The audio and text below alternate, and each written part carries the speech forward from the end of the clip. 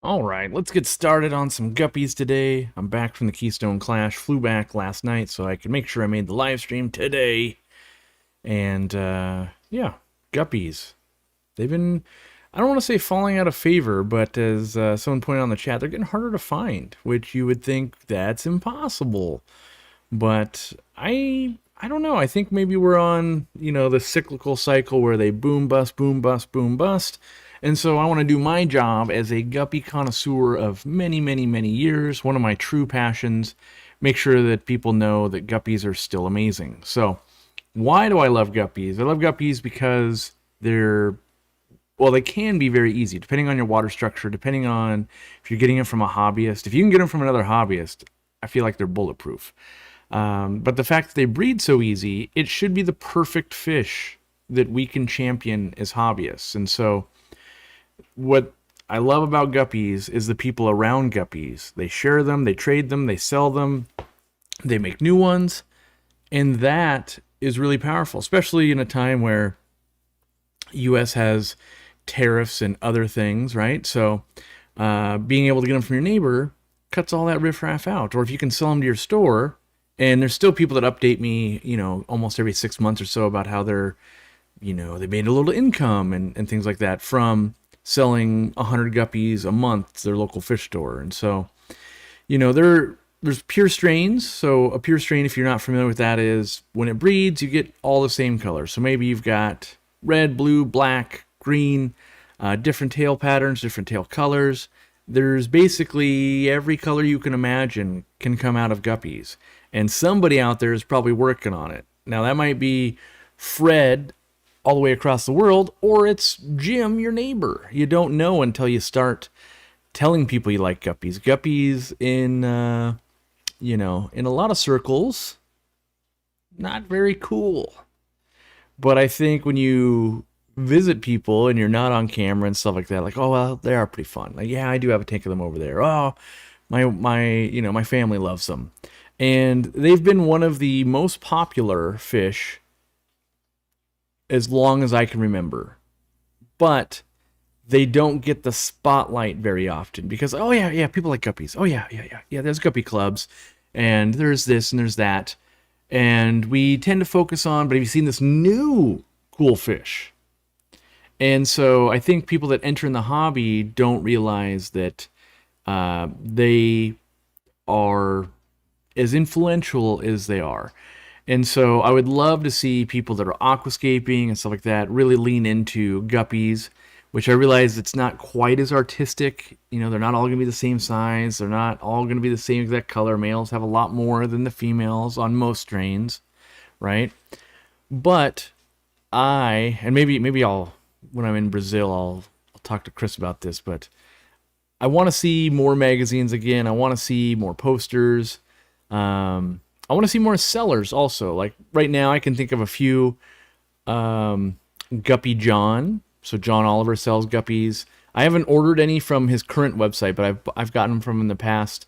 Michael Skurnick kind of got out of it, so that's one guppy connoisseur and vendor we lost, unfortunately. We've got Dan's Fish. He sells some on there. And I'm going to encourage him to sell more because I keep looking for guppies I want to buy. And I typically search about once a month or so. And like, let me see what the guppy scene's like. I want to find some stuff. And I'm just going, yeah, it's instead of like an Aquabid where it's like, oh, it used to be 10 pages. Now it's like, nah, it's 2. And there's a lot of people sold out, which arguably we are sold out of brine shrimp, and I know why. It's tariffs and bringing it in, and infrastructure is more difficult right now. But if we as hobbyists tell the vendors, hey, I want to buy that. Like I'm literally looking to buy this. Can you get it? That's the safest point you can be in business of like, hey, we already have buyers. Let's just bring them in. So Casey coming in with a giant gift of 50 memberships. So if you got here early, look, new local Austin won a membership. I have his sticker. I met him at the Keystone Clash again yesterday. So coming in big. But guppies, I think they, especially if you're on a budget, are the best fish because they end up paying for themselves oftentimes. Even if you say, but I don't have a local store, Corey, usually you have some way to talk with the outside world. And maybe that's maybe that's Craigslist, maybe that's a local Facebook group, maybe it's an email list, maybe it's our forum, right? You could ship or trade and sell with locals. And why I say they're the most budget friendly is you can find some that are very cheap. You can be a good person oftentimes and get some for free. Not that I recommend everyone go around beg for free guppies, but oftentimes a breeder, not just guppies, all fish, if they see someone who is really into a fish and then they learn like, oh wow, they're on a super fixed income or budget, oftentimes they'll find a way to make that work, Like I know Dean does that where he doesn't want to really sell fish to people. He'll sell it to stores. That's his main thing. But he will trade. And so if you have a fish that you're already breeding, so maybe you're into Celestial Pearl Danios right now and you're breeding them up and you've got some great Celestial Pearl Danios, you could trade those for some guppies. And once you have the guppies, and that's where I'm trying to get more people to, once you have the guppies and you're breeding them, you can then trade them. And it doesn't have to be like, well, I paid $50 for these guppies, so I must get $50. Oftentimes, I'm just trading like, hey, I would love to try that food. I'll give you some guppies for it. Hey, I would love to try that fish. I'll give you some guppies for it. Oh, yeah, you don't really have anything I need right now? So how about $4 a fish? Or, I also love about guppies, maybe you see someone's got fish and they're like, yep, they're $50 for a trio. And you're like, I just don't have that kind of budget. You can often ask, do you got any like baby fry? Like, I'll buy baby fry. And so like I kind of did that at the Greater Seattle Aquarium Society. There's a group of like 12 pregnant female fish or guppies that were for a purebred strain. And I ended up getting them for like $8. So it's less than $1 a fish. But when they pop out all the babies, which guppies are live bearers if you're new to them, which means they give live birth, there's going to be hundreds, right? And so I could then take them to my store. I can trade them. I can give some to Dean. You could feed other fish with them even. That sometimes you got turtles or snakes, or I even knew one person that any guppies that were deformed, they got fed to chickens, and the chickens loved it. Makes sense. So by getting some life going, you get those guppies going, and then all of a sudden you're trading them. You got a few cherry shrimp, and that's, I think, why I love guppies is guppies themselves are amazing, but there's a lot of amazing fish. I don't think there's that many fish that are as accessible to everybody that becomes a currency that allows you to do so much more. And so I think that, it's probably just as easy to breed a white cloud, but they don't really have much currency. You got to be a real white cloud nerd to really appreciate them, where someone walks in off the street, walks into our store, and they go, wow, these fish are pretty, and they're guppies. They just look good to even people that don't keep fish. So the fact that you can make them very easily in your own time allows that interaction. And I think even if you only get to drive to the Keystone Clash and it was 4 hours, you could bring a buttload of guppies with you. And you could trade them and bring stuff back. And so I love the growing of the hobby. Well, I love it for the bigger picture, but even your own personal hobby. There's something to be said for working your way towards something. It brings me back to the times of mowing lawns all summer long to buy like a better bicycle. Or, whatever the dream object is over the course of a summer, or maybe you're working, after school, doing yard work and that kind of stuff. Guppy breeding reminds me of that. Now, all fish breeding kind of reminds me of that, but the guppies, I think, they're the poster child of breeding for, I should probably change it from breeding for fish or for fun and profit, for breeding for friends and profit.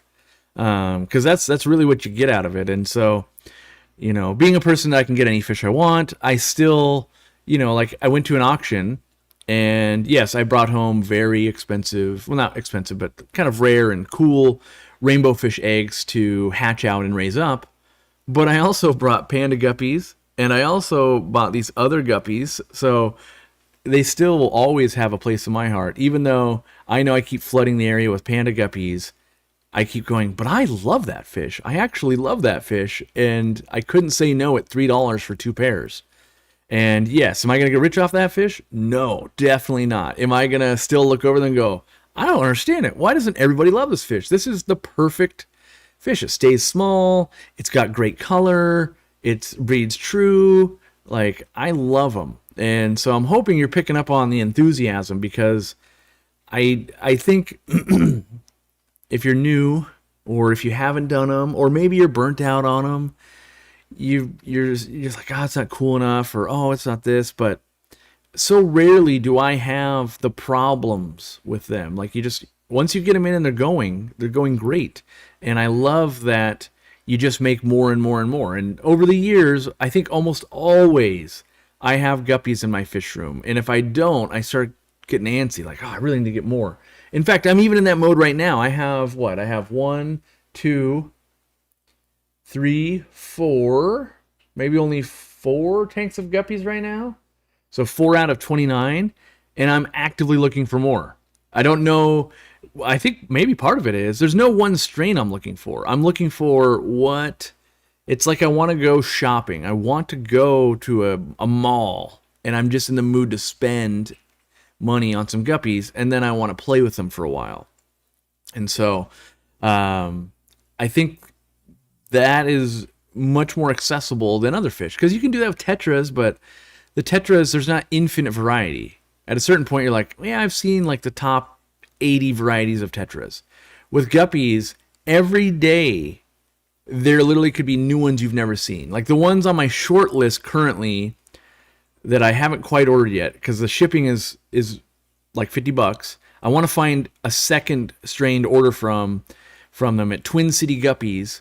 They've got the magenta, what do they call them? Magenta tigers. They kind of look like a morph of the Vienna guppy to me. So they're interesting, but I haven't found what's the other one I want to order so that the shipping makes sense. And if I had fish friends real close to me,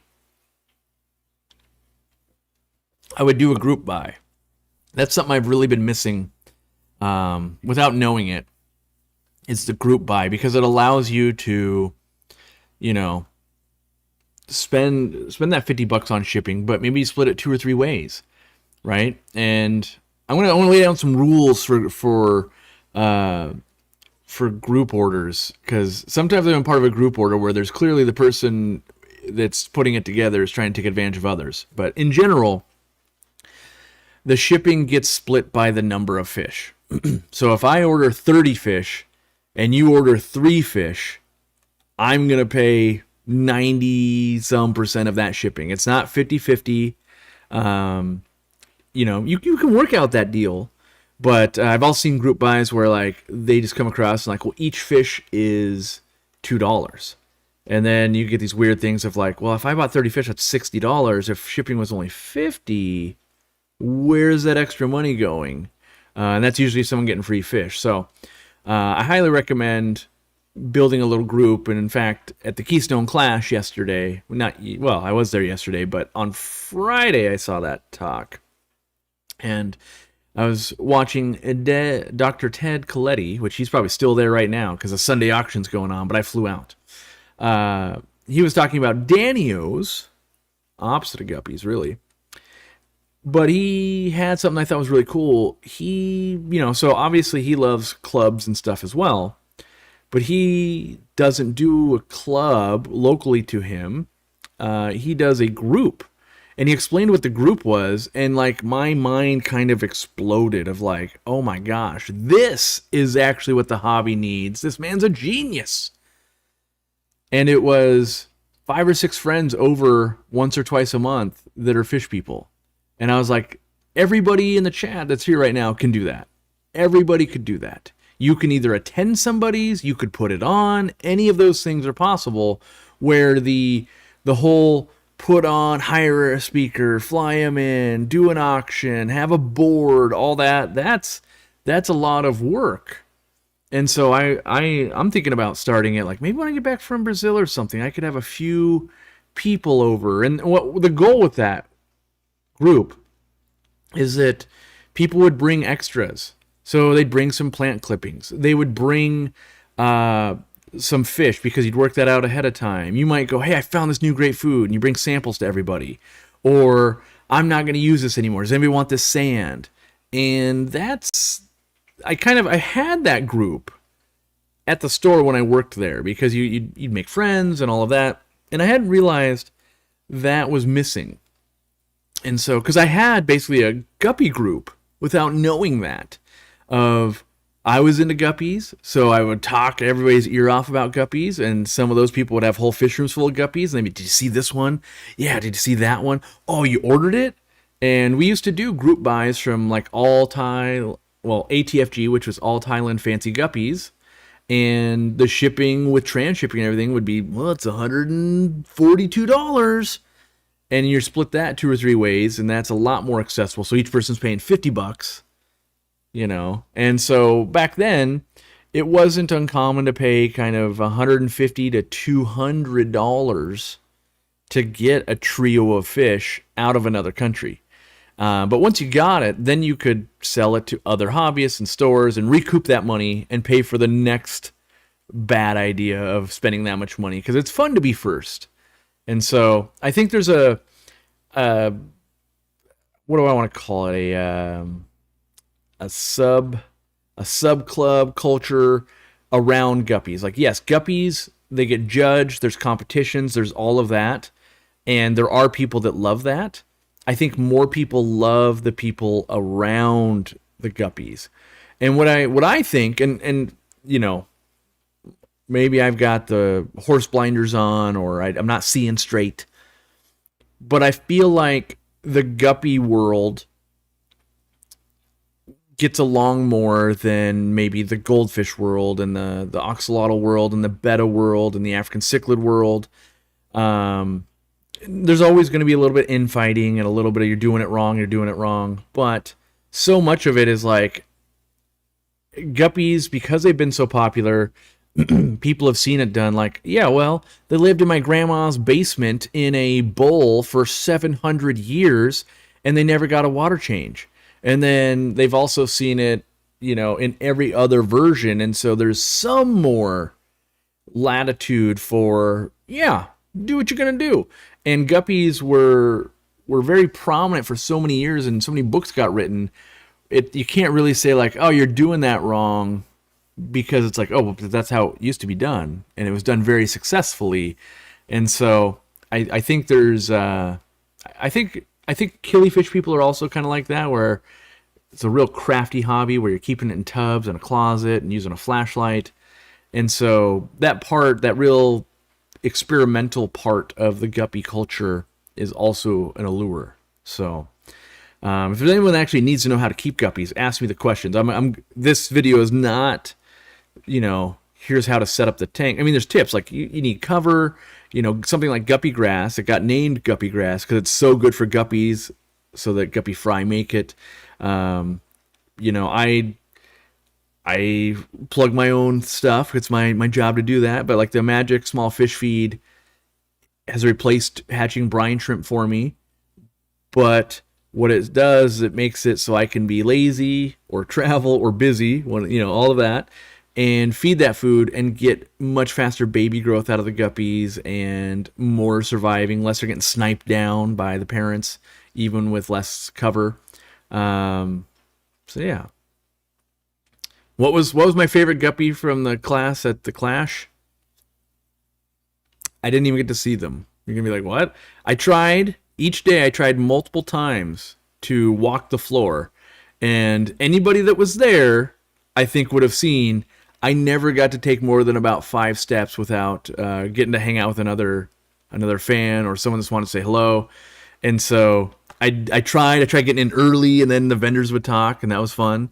And then during the day, it was lots of people around, and so I legitimately, I didn't even get to see the fish. I didn't get to see most of the booths, but I had a blast. So don't take it the wrong way. I was having real nerdy conversations all over the place, real fun. low key.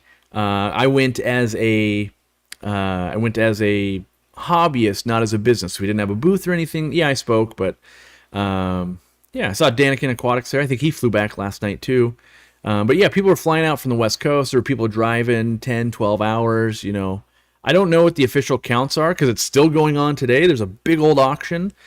So I don't know what the official counts are, but they said it was the most they've had at that event so far. I don't know if that's like we had 600, now we have 601, or we had 900, now we had 1400. I don't know the numbers there, but if you're ever in thinking about driving or flying or whatever to a Keystone Clash, if you're looking for the hang out with a group of people event, that's the one.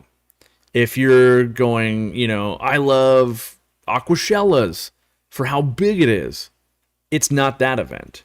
But both events have their own perks, and I prefer being able to hang out and talk one-on-one with people as opposed to, like a big show where I'm doing like, yep, here's your t-shirt, here's the picture, shake the hand, next. It's almost like a graduation ceremony, like hand the thing, this, picture, next. Instead, it was, some people would chat for half an hour, some would be 2 minutes, some would just be a quick handshake, and all of those were fun and good, talking to people at breakfast and at dinner and in between and riding the elevator. It was a good time.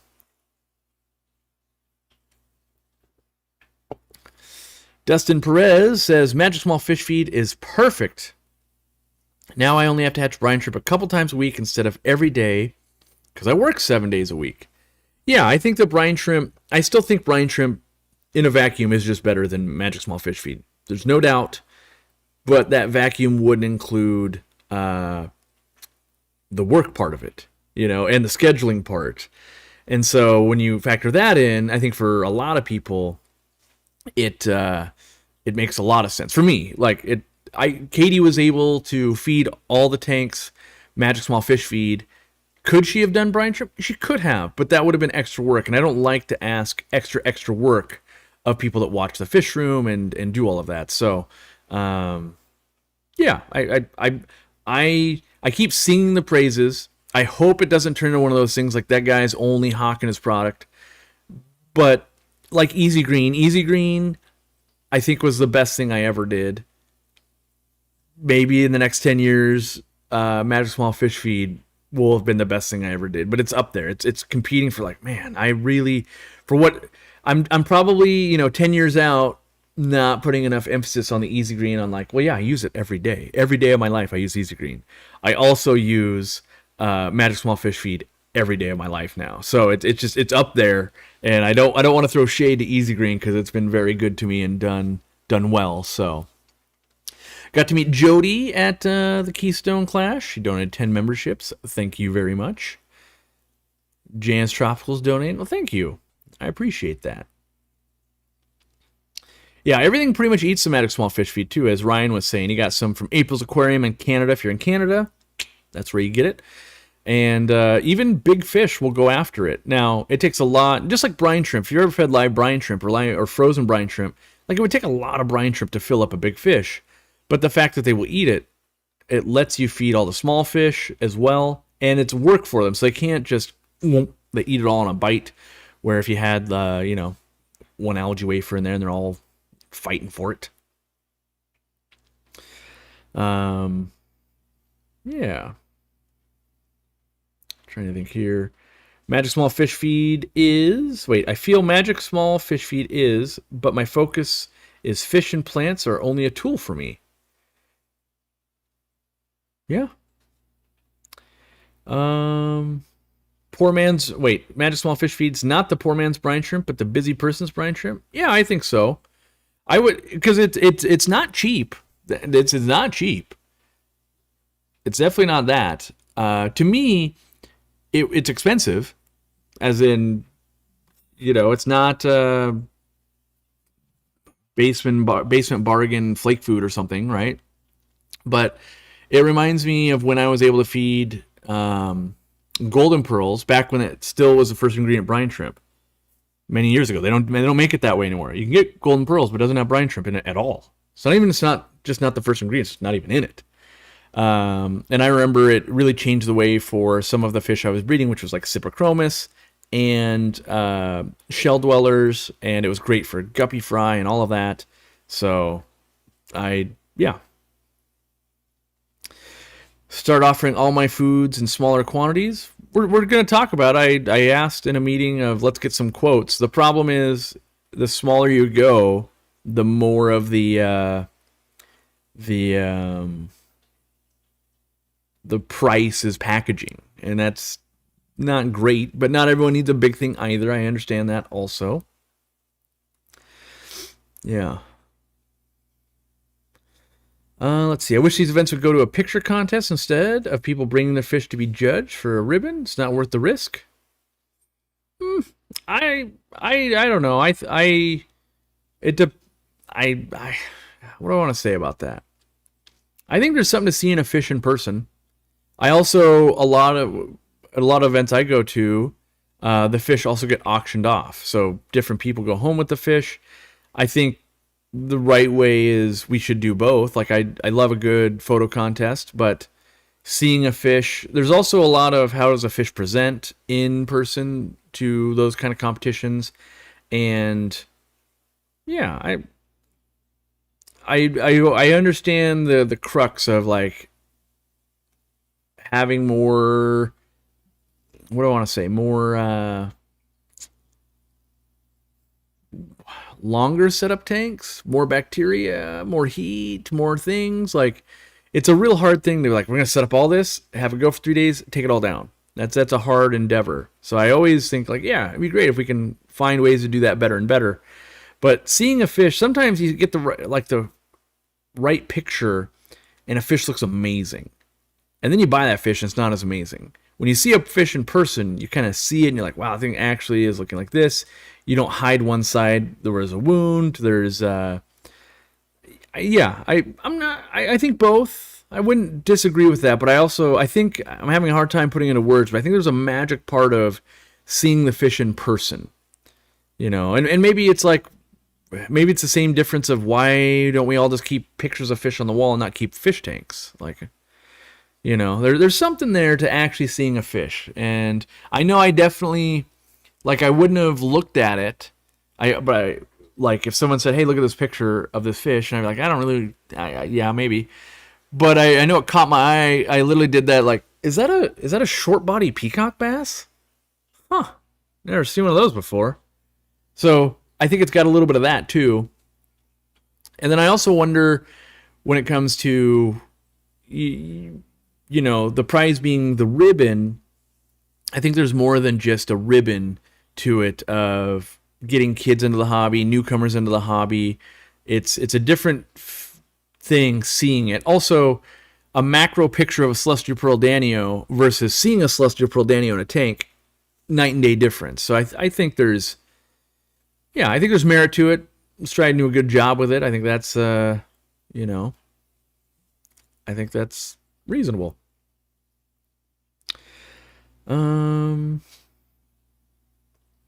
It took me a year to go through 1 container of freeze-dried tube effects worms and 1 year to go through half a container of the Magic Small Fish Feed. A smaller container would be great for those with single aquariums.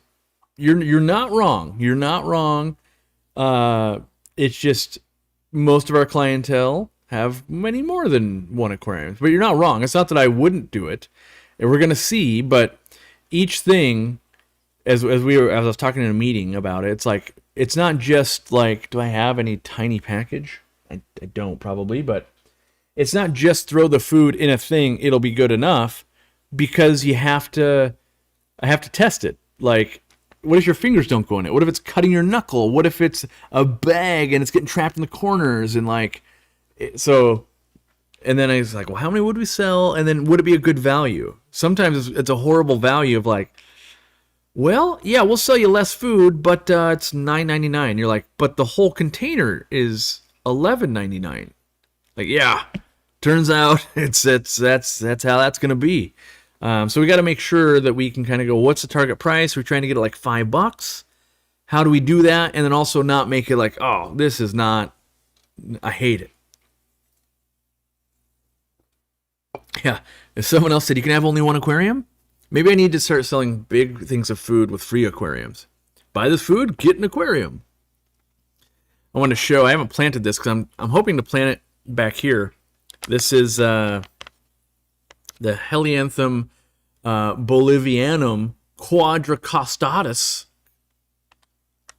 bursting at the seams. I love this plant.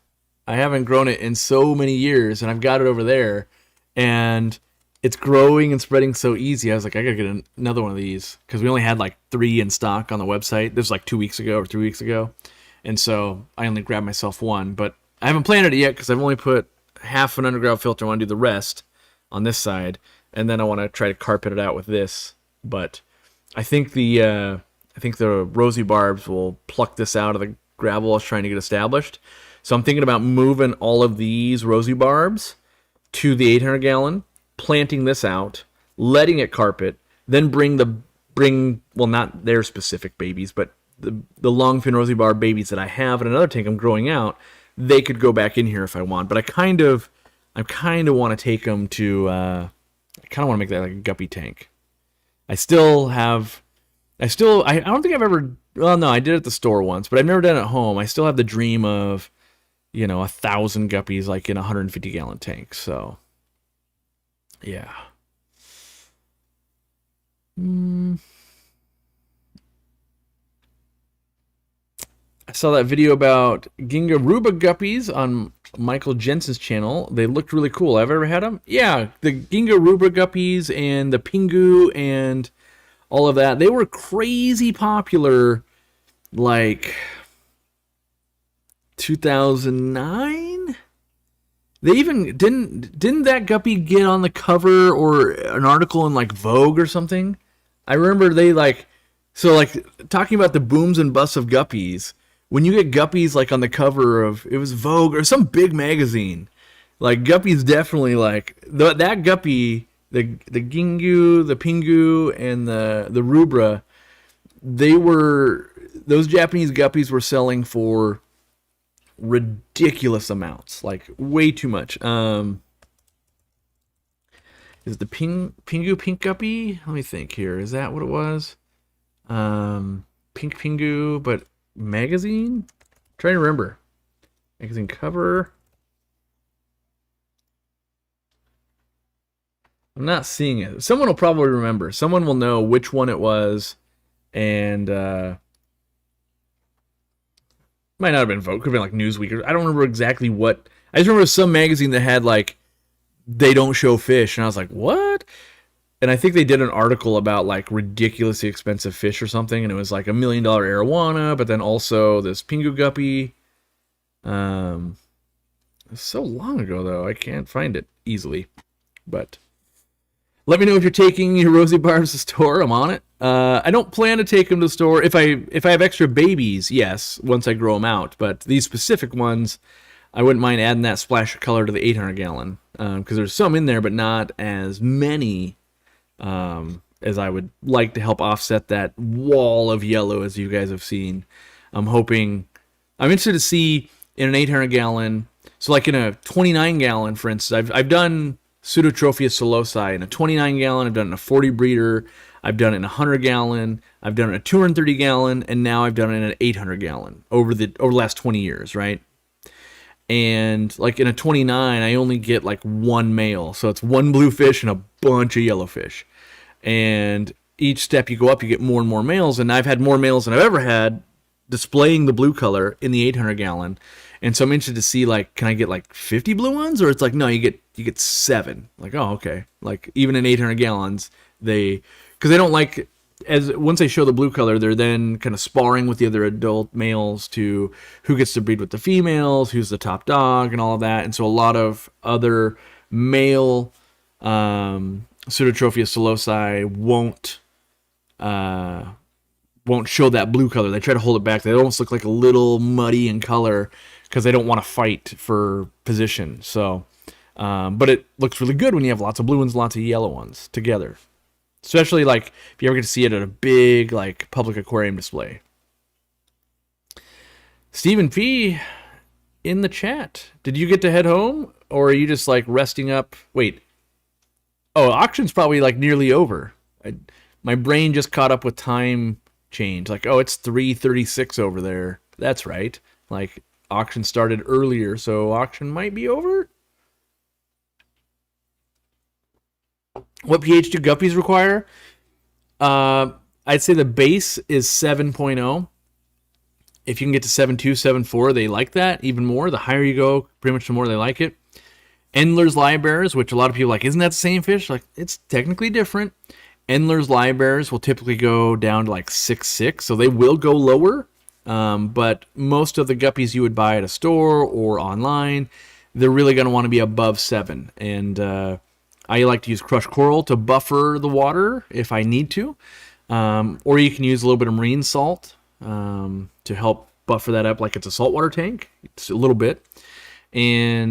But for the most part, the harder the water and the higher the pH, the better the guppies do. Now, there's obviously a sliding scale where it's insane and that's way too much, but when in doubt, I'd try to make your water harder if you're low. If you're just like, well, I come out of the tap at 7.1, Corey, I'd be like, you're good. It's fine. Yep. Just do water changes, keep an eye on it. You'll be good. You'll enjoy them. You'll love them. And over time, one of the cool things about guppies, by the way, over time, the longer you keep them in your water with the way you keep fish, the more they will love your water.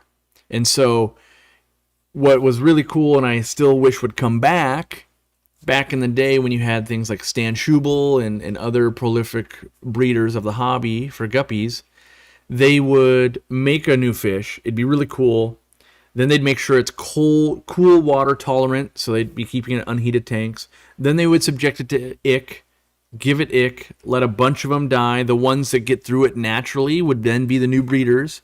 So you'd get these fish that were very disease resistant, very, I want to call it like torture tested. Like, obviously they're not there to torture them, but making sure that it was a really robust line. And so the average person could buy this fish, take it home, and they would just thrive. And that mattered a lot more when your name was on it. So if it was like, oh, these are Corey McElroy guppies, the better they did when they got home, the better it was for that brand. Like, oh, Stan Schubel's which line does Stan Schubel maintain? And a lot of livebearers have that, and a lot of fish have that actually. But as we've gone more global economy over the last 30 years, it's more, what do I want to say? It's more, there's not really names with it anymore. It's just like, yep, here's a fish, and the quality you don't necessarily know. You mentioned breeding for cold tolerance before. What do you think the limit to this is? I want to see someone make an Arctic guppy. I'm sure there's like a physical limit to it, outside of finding some genetics we're not already working with or identifying a thing. But it was common that people just kept guppies like in the upper 50s to the 70s because they just weren't running heaters. Whether you were in the UK and you had older homes that ran colder or not, you can find lots of literature where it basically they were just completely unheated, and it was just whatever the temperature got. Now, I don't think it's easy to do that today. So if you just go buy guppies today from my store and you just throw them into something that's 50 degrees, like, they're not going to make it. But over time, do I think it could be done? Do I think it every year, let's say you bought guppies and they're breeding, and every year you lowered the temperature by 2 or 3 degrees? Yes, I do. So like all the guppies I have in my fish room, they're running at, that tank's right now at 73. So over time, I'm letting my fish room get cooler and cooler, and all the fish are going through this, but it takes years, as in like, yeah, in 10 years, if I keep the same strain going, I might have guppies that will just live at anybody's room temperature, basically. Like if you as a human are living in there, they will do it. But will people put value in that? That's the hardest thing to know. It's a very long-term project. So you yourself got to be into it. Because if you're doing it for profit and you get at the end of 10 years and no one else cares, like that was a long time to figure out your product wasn't viable. But if you're just doing it because you can, Or my favorite is you find out, what do you mean, Sarah down the road, their grandma has been keeping guppies in the basement for the last 40 years, and they're all really cool water. Like, I gotta get me some of those. So I hope to run into that like every day.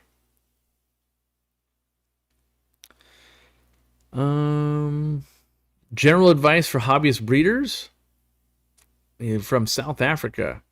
Mostly it's feed really heavy and well.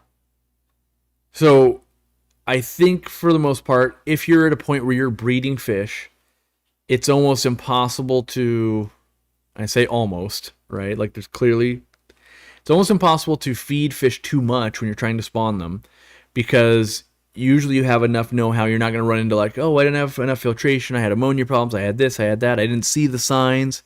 So it's almost always more food, more often, whether you're raising the fish or you're trying to get the fish to spawn. And then I like to let the tanks get kind of dirty. And so what that means is, like, I want algae on everything so that fry can snack on it. It'll help clean the water. Adults can snack on it. And so that lends itself really well to breeding, which is the polar opposite of showing someone your aquarium. Like, a lot of times you'll see when you go to facilities, you're like, oh, wow, that's kind of like, there's a lot of mulm in here, and there's just like a lot of stuff growing. And they're like, yeah, if you don't have that, it won't work. And so oftentimes what happens is I'm going to start doing these guppies, right? Or I'm going to start breeding whatever fish it is. And you set the tank up and you put the fish in and you're super jazzed and you're feeding them and you're going, come on, do the thing. Come on, do the thing. Pretty soon it's been 3 or 4 months. You're like, it's not doing the thing. Come on, do the thing. And it's just not, the tank's not seasoned enough where you might be losing the fry, or there's not enough like little critters. So you're feeding the guppies, but in between, every time you feed in between, the fish should be eating little bits of algae, little copepods, little treats they find in the aquarium. And if there's none of that around that's really established yet, they're missing out on that. So you would think like, oh, no, I'm feeding them enough, but it's the food in addition to all of those things that has to have the right thing. And then you start getting some fry. The fry really depend on all that little microfauna in addition to the food. Because you might go, no, I'm seeing the babies eat. I understand you are. But there's still 10% of the babies you don't see that are too timid to come out and feed. And they need to eat the little microfauna in the nooks and crannies where you didn't even realize a fish could get there. And so, dirty tank, I don't know how to explain it, because if I just say like well-seasoned tank, if you don't know what that is, that doesn't help. And so, but dirty also, I don't want it to think like, oh, he literally means put dirt in, like, not that either. And I've been on this, like, doing a lot of talking with a lot of aquarists, and I think there's a big misunderstanding. I don't know if it's that, or we haven't established the right term, or maybe we haven't separated enough. I don't know what the right way to talk about it is, but so often people assume that letting mulm and detritus and all that stuff build up means neglecting the aquarium. That's not the same thing. So, like, you'll talk with someone and be like, well, what about when you get like this much mulm in there? And they're like, oh yeah, but does the tank crash? It's like, no. Still do the water changes, still service the filters, still feed high quality food, still do everything else you would normally do, but let the basically the light, fluffy, most broken down fish poop molmy stuff build up as a layer for microfauna. All the little copepods, all the little creepy crawlies, all the bacteria, all the little things, so that fish can root around in there. And that's what you kind of see in the wild. There's lots of that in the wild. And it's the substrate. It's basically a second substrate for the little organisms to be eating on, living in that structure. And the problem is you get a little bit of that even if you have a very clean tank, because it's like, well, some could still live in the gravel, and you've got wood that's always kind of breaking down and rotting, and that's a little bit of a source. And it doesn't look good either. So there's that part. But that's the whole dirty tank breeding type part of it, is don't neglect the other duties. Don't stop hatching brine shrimp if that's what you're doing. Don't stop doing water changes. Don't stop trimming plants. Don't stop, looking at them. You do everything else the same, but you just let the mulm and the maturity of the tank keep getting more and more mature, so that you're almost looking into a little slice of nature of like, yeah, well, there'd be a lot of muck on the bottom of a pond or a lake or a river, and we usually don't let that build up in our aquarium. And so what I've found is the more you let that build up while not neglecting all the other things, don't let the pH crash, don't be feeding old food, don't let the, temperature be out of whack, don't let, maintain everything else. But if you let that build up, I find that you end up getting more and more babies, you get more spawns, you just, in general, with that life thriving, you make more life. So, do you get less mulm sitting on top of the substrate with an underground filter? Depending on the size of gravel or substrate and how much suction you have going through the tubes, you could use very high-powered air pumps and lifters like I am. You could use power heads. But I'm also not sure that you need the mulm on top always, because if mulm was under the plate, I kind of like that also. You can get a lot of organisms that don't get eaten, but any of them that get too close get sucked up and fed to the tank. And that would be like what saltwater does. Saltwater oftentimes will have a sump, right? So a tank under the tank. So imagine this tank's saltwater. I got a tank down below. And I put all little creepy crawlies, all the copepods, all the rotifers, all the brine shrimps, everything I can get in there. Just keep putting it in there. And it lives on all the stuff in there, but there's no fish down there. And every once in a while, stuff leaves the rock and woo, dink, and lands over there, and it gets pushed back into the main tank, and that's where the fish would chase it down. So, have membership chats been disabled? If so, it's a bit underwhelming when you compare what U.S. members get versus the rest of the world. Just wondering why. No, other people have been member chatting. You get one a month, so maybe you already did one, or maybe, and I don't know. For all I know, whatever country you're living in, somehow they could have been like, oh, you can't do that. I don't know. So we can try to figure it out, but no, not disabled. Super chats are disabled. Stickers are disabled. If you want to spend money and support us, buy our stuff. If you can't or don't want to do that, you can join the club, which I do recommend. But yeah, I keep forgetting to tell people, but hopefully you guys are noticing we don't really put ads in our stuff anymore. So like all the videos that have been coming out and the live streams, it's the one video or the one ad when you click on the video, and then there should be nothing else. Because, and I don't want to spend time talking. I'm just going to make the statement and then I'm going to move on.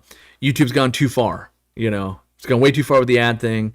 And until they make it reasonable, I don't want to subject you guys to that. So I'm keeping it down to one so we get the right amount of, we don't get shadow banned or anything, which I don't think they're doing that either. But I want to make sure that we're not going to, you guys get served the videos. I don't want you guys to get penalized, but I also don't want you to have to sit through a ton of ads. That doesn't, we're already trying to sell you our crap. Please buy our stuff. I would love that.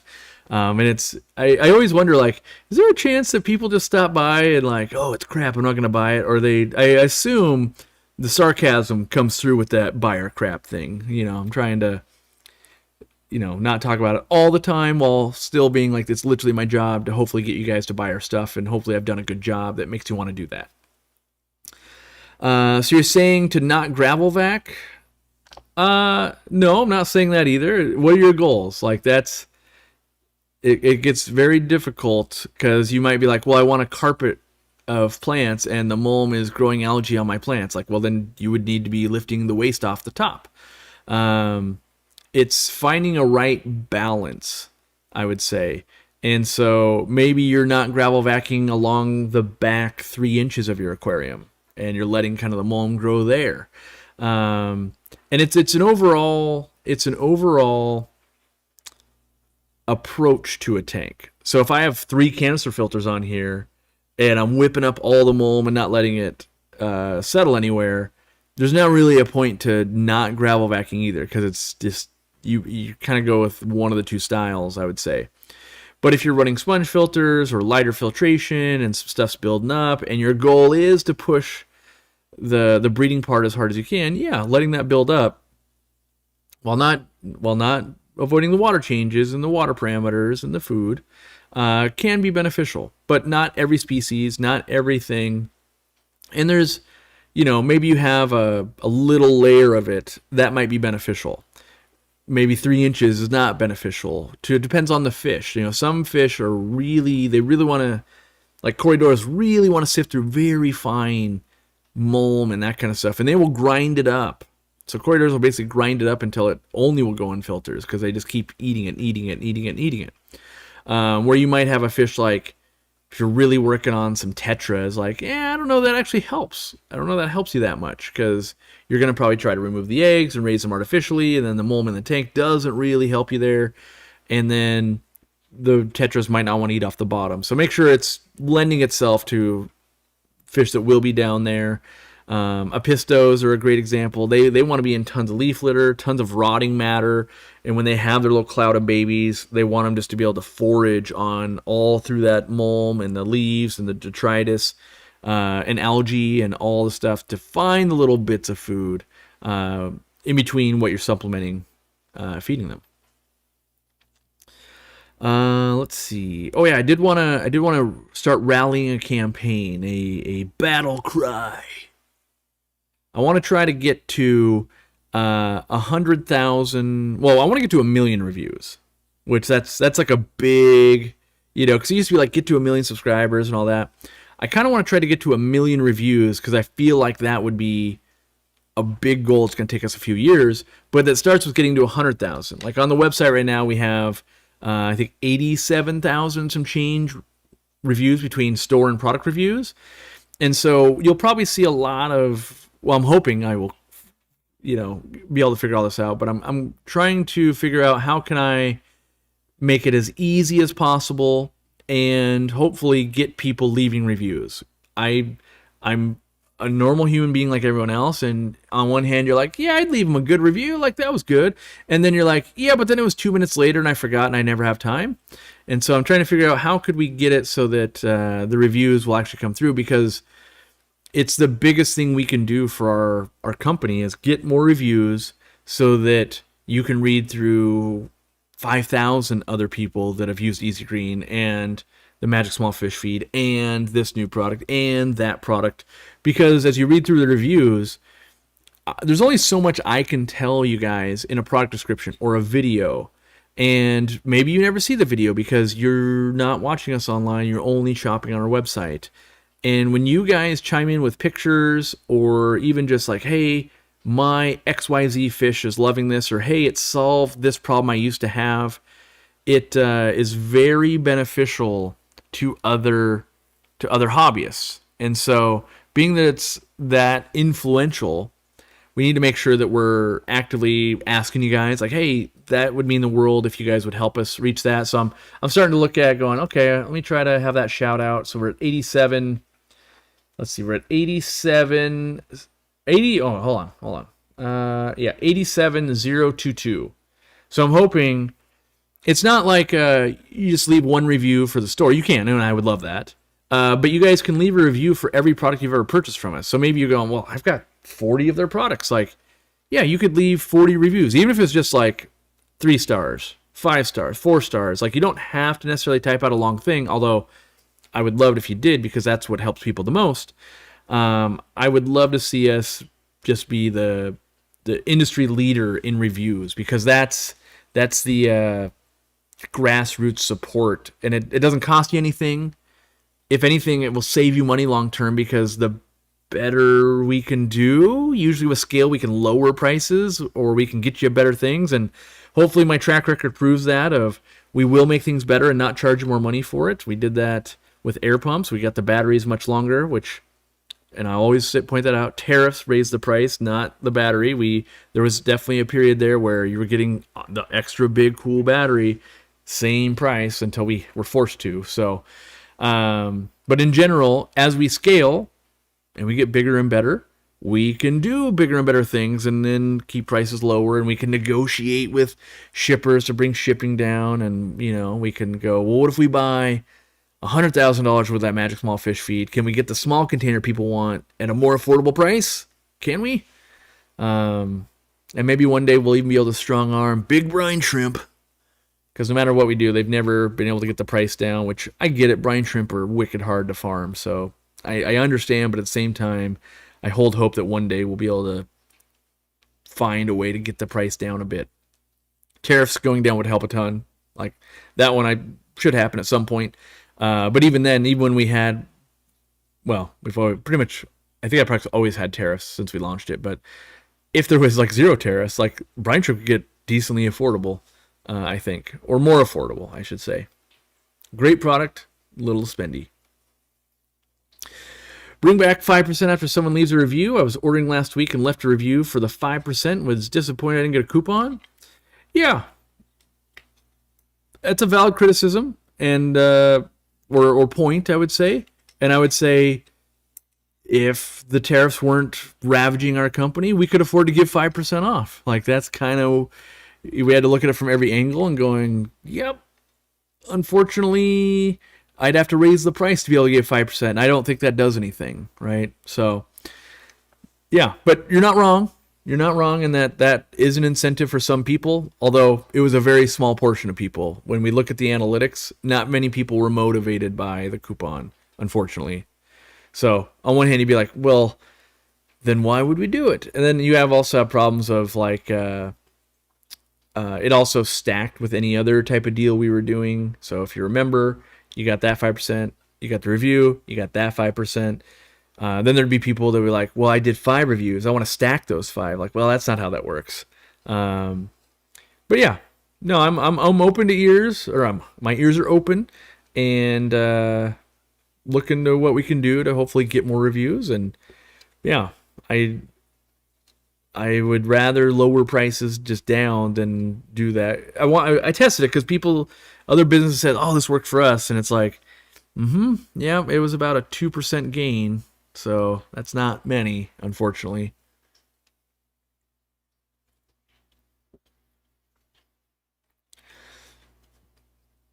Does Easy Green expire?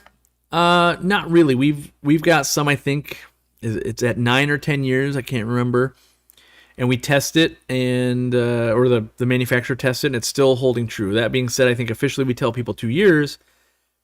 If I've got some old bottles, and I don't use them because they're some of the first ones or whatever, but if I found an extra box, I would not hesitate to use it myself.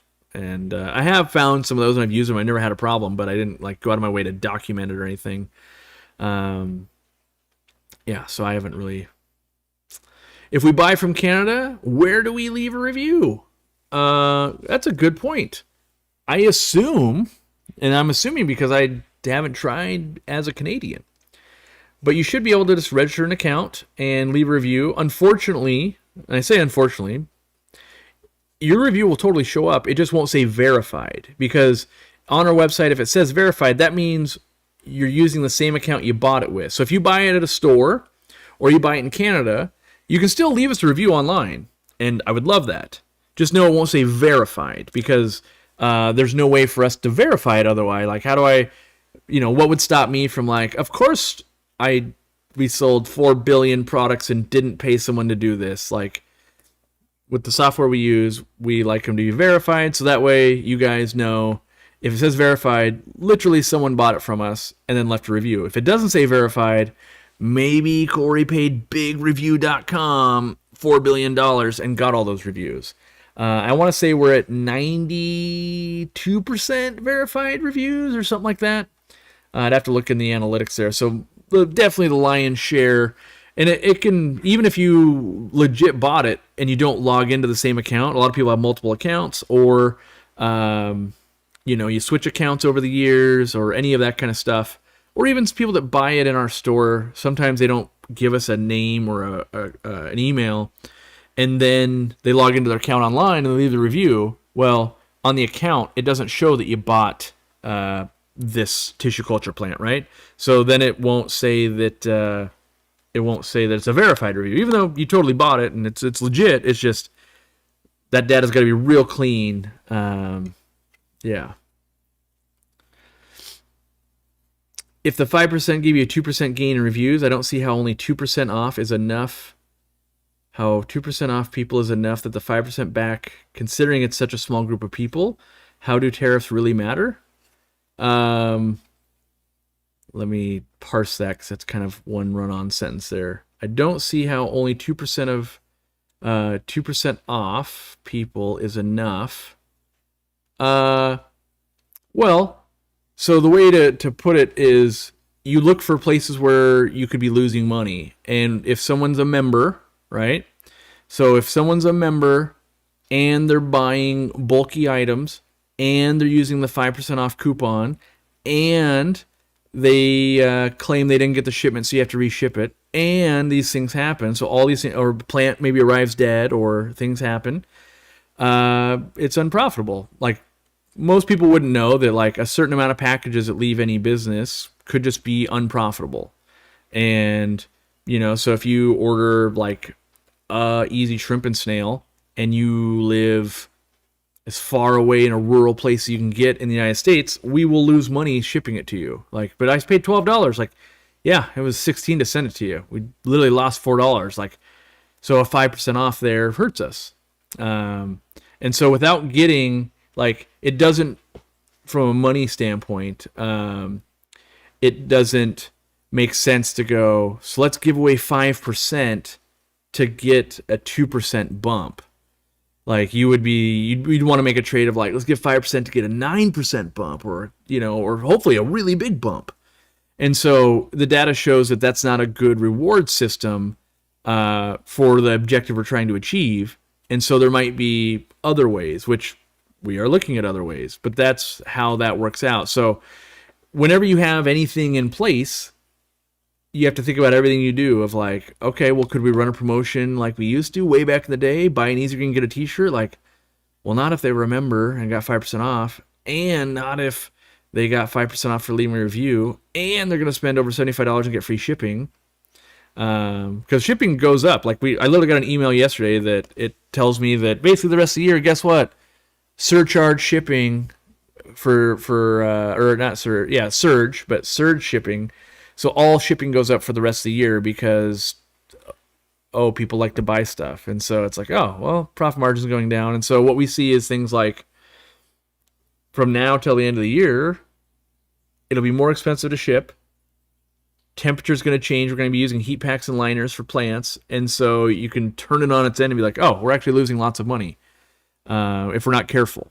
And so, yeah.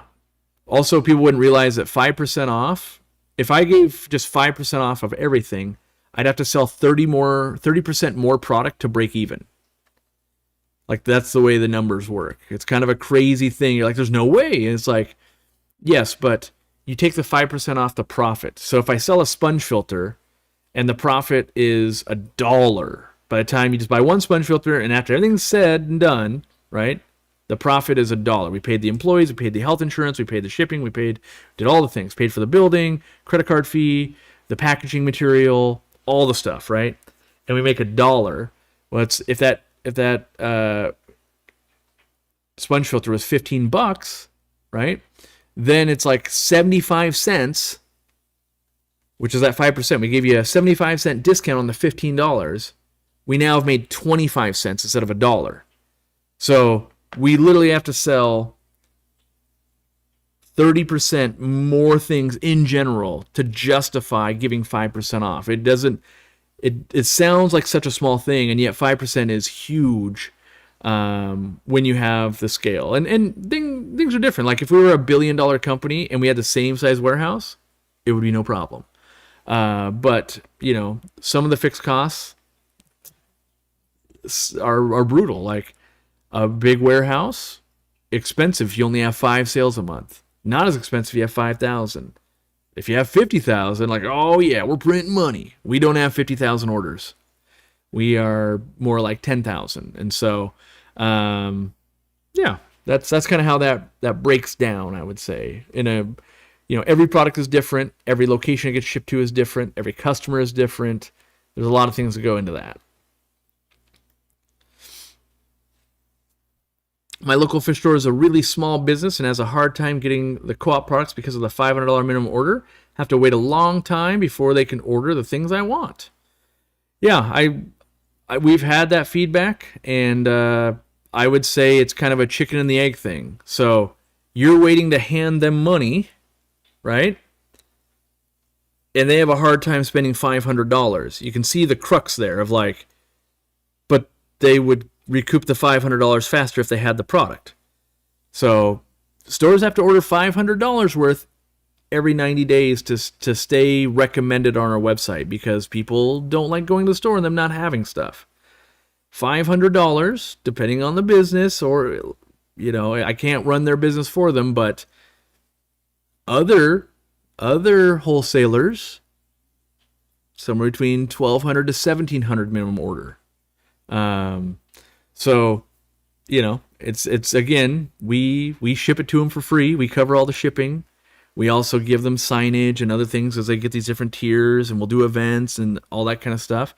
And so we have to make it make sense for us too. The other option was just don't sell to stores. Like, we went up because tariffs went up. And so if the cost of goods go up, it's harder and harder to give things away for free or discounts. And so things like shipping is not cheap. In fact, starting in October 1st, it will cost more money to send that package of $500 to that store than it did today. So things are always a moving target, unfortunately. Let's see here.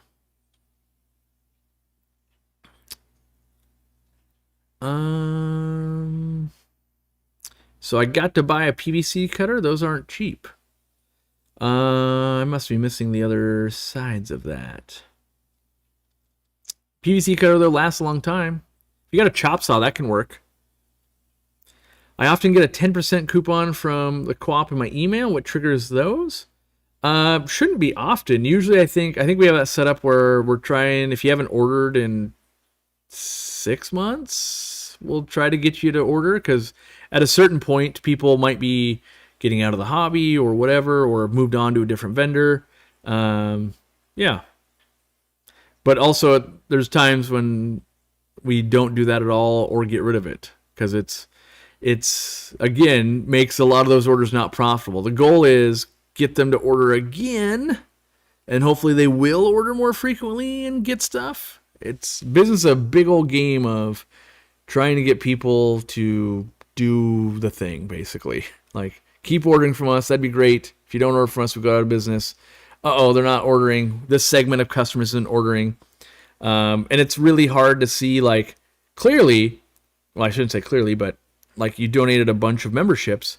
It's not probably a money thing or wanting to support us thing. It's like, you might go, I have 2 aquariums. I don't need to order that often.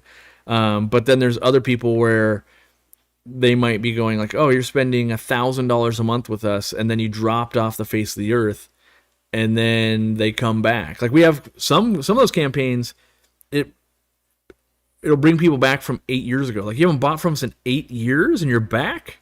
Like, that's bizarre. And sometimes we'll reach out to them and be like, did you leave the hobby? Did you do a thing? And yeah. Let's see here. Yeah, $500 minimum seems low. I tried to keep it basically as low as we can keep it while still supporting local fish stores. Like, I understand that every fish store, even customers, right? I understand that $75 orders might be a hardship. Like, at the end of the day, though, it's our job to make sure we don't go out of business. And it's like, we look at the numbers and go like, this is what it's got to be. Like, it's got to be this. If we could do it for less, like we did for a while, and then with just things happening, tariffs and shipping going up and other things, like, well, the money doesn't come out of thin air. It has to come from somewhere. And we way before that, we charged the companies or the stores for shipping, and that was fine. So then we didn't lose money on the shipping part, but then we had to have another employee like follow up. People like, you really need to pay the shipping bill. You really got to pay the shipping bill, because people also didn't like waiting to get their stuff, and so it was, yeah. Do most new RPP stores report increased sales or increased traffic in the first 60 days? I don't know that we can quantify that. Most stores don't have ways to really track that. Like, we've got foot traffic counters and stuff like that in our store, but most don't. So to like, do most stores sell our stuff? Yeah, like it's moving and they reorder most. But there are just so many stores. You might have a store that's like, the population in the town's really small. You can't really compare that to a store that's doing a ton. Like, it's just different business models and different things. But yeah, there's let's say if you looked at all the stores, the bottom 50% probably struggle to sell stuff because their staff isn't maybe bought in, or they don't have the clientele, whatever the reason is. And then you'll have, the top 10% of stores are spending 90% of all the money for retail partner stores. And so, one of those might be worth 50 plus smaller stores, but we support them all the same. So, if someone hits a certain dollar value, then they get an Easy Green sign. Whether you're a small store or big store, it takes a little longer if you're making less sales, obviously.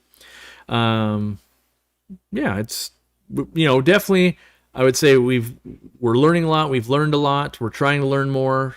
And you think you got a plan, and then something changes. So, I used to be a co-op air pump hater until I saw someone else reviewing your video. Now it's all I use, and it saved me during a power outage. Yeah, I've gone through things like that. I don't know what the hater part was. Maybe it was like, oh, it's a really expensive air pump or something. Not sure. But yeah, I try to keep my mind open until I try things. So it doesn't always happen. I'm a human. I make mistakes. Am I working on new lights? No, not currently. With the tariff situation, if one fell in my lap and I was like, oh wow, we could just do it, yeah, maybe. But I'm not we're not traveling to China or anything this year, because it just, to be frank, we're trying to stay in business. Like, full transparency, people are spending less money than they used to. We can look at customers that are hundreds of orders deep with us, and it's like, we can look at analytics. We got analytics, and like, on average, people buy from Aquarium Co-op every 21 to 23 days. And then you might look at analytics in the current situation, like, yeah, we're double that right now. Like, that's not the same thing. So we're going, okay, well, what do we do? How do we, manage things? And in business, there's always things like, oh, we signed a 10-year lease with that warehouse. Oh, you did this thing. And so you can't just go like, oh, well, business changed, so let's move the warehouse. Like, nope. Like, Randy moved his family. We paid to move employees across the country. And so there's always these things that hopefully that we navigate our way through it. It was loud and turns out it was a defect. Yeah, I'm sure we took care of that for you. And yeah, there can always be defects. We always work on lessening defects. But that's why reviews help and feedback helps. We log it all. There's meetings about it, and we tackle like, hey, we're seeing an uprising in this. What could cause that? And we try to make improvements anywhere we can. Let's see. It's been years since I ordered. Post office stopped delivering to my house P.O. box only now. Yeah, I mean, literally even delivery companies are in this, like, what are we going to do? We're kind of going out of business. And so, unfortunately, for your rural area, probably, they've decided that it's so costly to deliver that now it's got to go to a P.O. box. And, like, those changes that we have no control over, like, oh, well, maybe you don't order from us now. Or maybe you can't order plants from us because it's like, oh, it's the P.O. box, and I got to drive into town 40 minutes, but I only do that this day of the week, and the plants are landing that day of the week. Like, there's always so much going on behind the scenes that we literally have no control over. There's natural disasters, there's all these things, and so, whether it's a natural disaster we can't deliver to you, or it was a typhoon that just wiped Apontegitans off the map, like whether it's on supply side, delivery side, there's every day, every week we have meetings going, okay, what do we need to know? What do we need to try and pivot towards or move to or fix? And we just work as hard as we can each week on it. Ammonia test strips for ammonia. Low pH water here. Co-op test strips don't read the result. How low a pH? Do they read ammonium? Ammonia test strips test ammonium. I would have to triple check. The reason I say that is we have optimized things like our test strips over and over again, trying to optimize to the most people.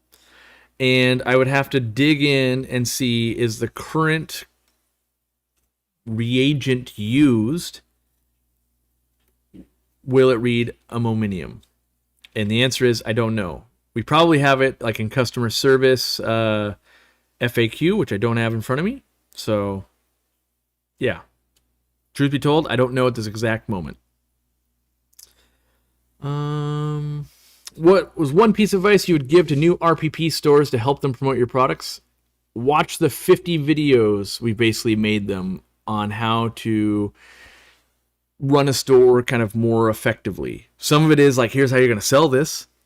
Some of it's, here's how just to sell more stuff. And it could be things like getting lights on timers, auto water change system, controlling humidity in the store, sound levels. Some.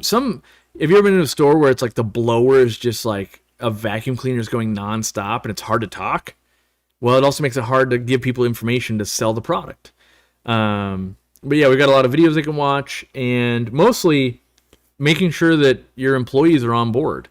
Routinely, if we want to sell a product, we give it to the employees. Go, hey, go home, feed this food, do this thing. Let me know what you see. What problems you run into? Here's the answer for that. And the more your employees know it, the more they're likely they're going to be to recommend it. We will send out samples and stuff to stores. You can ask us for some. Hey, I want to do that. Okay, let's do it then. But I would say mostly ask us. Like, there's so little communication. We try so hard. Over 50%, there are more stores that don't even carry Magic Small Fish Feed than do. Even though we're telling you, this is one of the top selling products. Like, you should really give it a try. We'll send you samples again. Like, it's not just another fish food. So there's some of that, we want to see the stores sell as much as possible, just like they do. Our goals are aligned. It's not, we don't want them just to buy a ton. We want them to sell a ton. Whatever happened to manager Robert? That guy was awesome. He moved to a different state. Trying to think. I don't really want to talk about it because I don't know if they want to talk about it, but it made sense for their family to move to a different location. As we were super sad to lose Robert, but we totally understood. Like, yeah, that makes sense for your family. Yeah, go do that.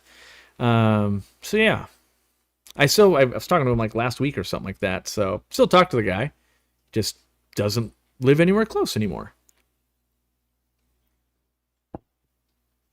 He's living in a place where he can go collect wild fish and then keep them in an aquarium. So it's pretty cool to see. I'd be like, look what I caught today. Yeah, clean floors, healthy tanks, spotless bathroom. Yeah, I literally have videos on, your store starts with a clean bathroom. For a long time, we were making videos for stores. I kind of haven't been doing it lately because I kind of, one, ran out of topics, two, ran out of time. But there's still tons of videos for stores to watch, and most of them have somewhere between like 10 and 70 views, meaning like, well, if there's 250 plus stores, most haven't watched them. So oftentimes telling people to watch it, they're like, yeah, I will, but it's hard to find the time as a store owner. So I get it because I've been there. And so if they were asking for advice, like, have you watched the videos? because I made a dedicated video about that subject. Watch it. You'll go, oh, that's where you buy the thing. That's how you do the thing. That's where this thing. Yeah. Why no filter in your air pumps? Over the years, mine have failed due to fouling up with airborne debris. I think all my other brand filters have felt filter built in, and they have not failed. Yeah, mostly I would say oversight, seeing if we actually needed it. I kind of think, I'm trying to remember. I don't know do I have it on my desk? No, of course not. I think there's a version of our, and I say I think because I don't want to say things and then it not happen. I don't know exactly where we're at with it. I definitely have tested ones with it. I think they might be stuck in China. And when I say stuck, it's like the tariff made them unprofitable to bring in. So I literally might have them with filters sitting done, but it will ruin us to bring them in until something changes. So, but we have tested it. Yeah, let me check email. We were able to get the replacement diaphragm kits. Let's see here. Air pump filter. Let's see.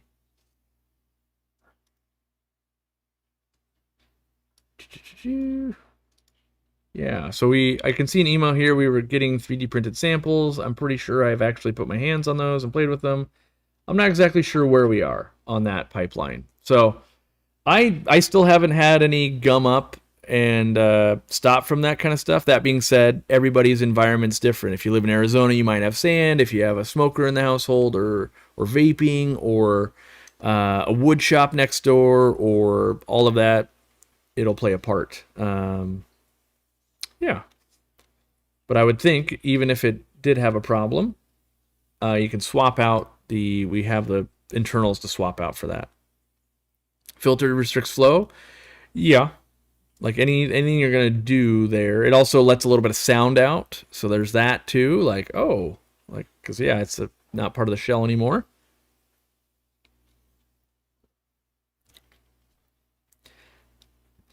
Waiting for brine shrimp to come back in stock. You and me both. You and me both. I still owe you guys a video on airflow and stuff. I have that airflow meter that I want to do some stuff with, but I'm finding the technical videos much harder to make than I anticipated because I want to make it be pretty comprehensive. And every time I go to start making it, I keep adding more scope to it, and it's making it nearly impossible. So I probably need to find the right balance between perfection and never releasing, right? Like I gotta figure that out because the videos are a lot of work to make, so I don't want to try to make it over and over and over again. Like, yeah. Which is not a great excuse, by the way. I realize it's not a great excuse, but I haven't found the right recipe, I think, to make that do what I want it to do. Could air pumps be put into a small filter bag with a cord out and a small gap in the opening to restrict flow? Could restrict flow. Could heat it up. Like there's a lot of things that kind of get changed with that. I would say typically I don't have the science behind that, but what do I want to say here? If you have a device that's sucking air through it and it's getting gummed up and clogged up, that's usually a sign that you've got stuff in your air that you probably want to be taken care of. Like, so for instance, in my house, in my bedroom, I have something that tracks VOCs and particles in the air and all that kind of stuff. And I run a fairly expensive air purifier that has chemical media to absorb VOCs. And it also has physical filters to take out particles out of the air so that we don't have respiratory problems and things like that. We have an older home, there's leaks, we had a remodel done in the bathroom, and so those VOCs and things like that, and knowing that, my wife Katie has some respiratory issues, and I, over time, my throat gets real irritated sometimes after talking for a whole weekend and stuff like that. So in my mind, it's like, yes, can we filter at the air filter or at the air pump? Yes. But, there's almost that like public service announcement of like, if that's happening, maybe buy a little device and take a look at the air that's in that room or in that building to go, like I run air purifiers over by the 3D printer, and if you, unfortunately, I have a curse of I have to go down the rabbit hole on everything in life, and so you once you start looking at air, you start going, oh, okay, yeah, like we have a lot of fires going on right now in our area and all of that, and what does that do long term to your lungs? And there's studies, but how true are the studies, or do we even fully understand the scope? And I would say that if you're getting some of that gunk in an air pump and things like that, like, yeah, maybe take a look at the air in general. So, yeah, you got a home's very dusty. Yep, that's my only caution, as a friend to friend, like if you're seeing that in the air pump, that's also your lungs. Like your lungs are just your air pumps, and so it's like.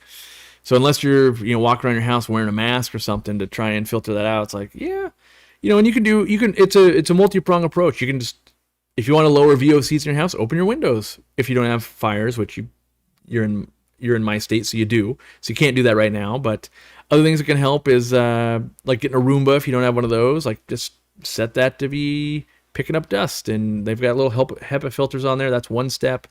Sometimes carpets are an issue. All of that kind of stuff. But yeah, I don't want to go on to like spend $4 billion to make sure our air pump doesn't clog. But I also want to make sure, like, if you're running into that, just know your air pumps in your body might be getting a dose of that too. So yeah. I want that Aquarium Co-op lunchbox. I got to send those out still. 2 people that won them on the forum. If you're not hanging out on the forum, you miss out on little opportunities. I just said, hey, post the coolest thing. I think it was the coolest thing you did this summer, and then we'll send some out.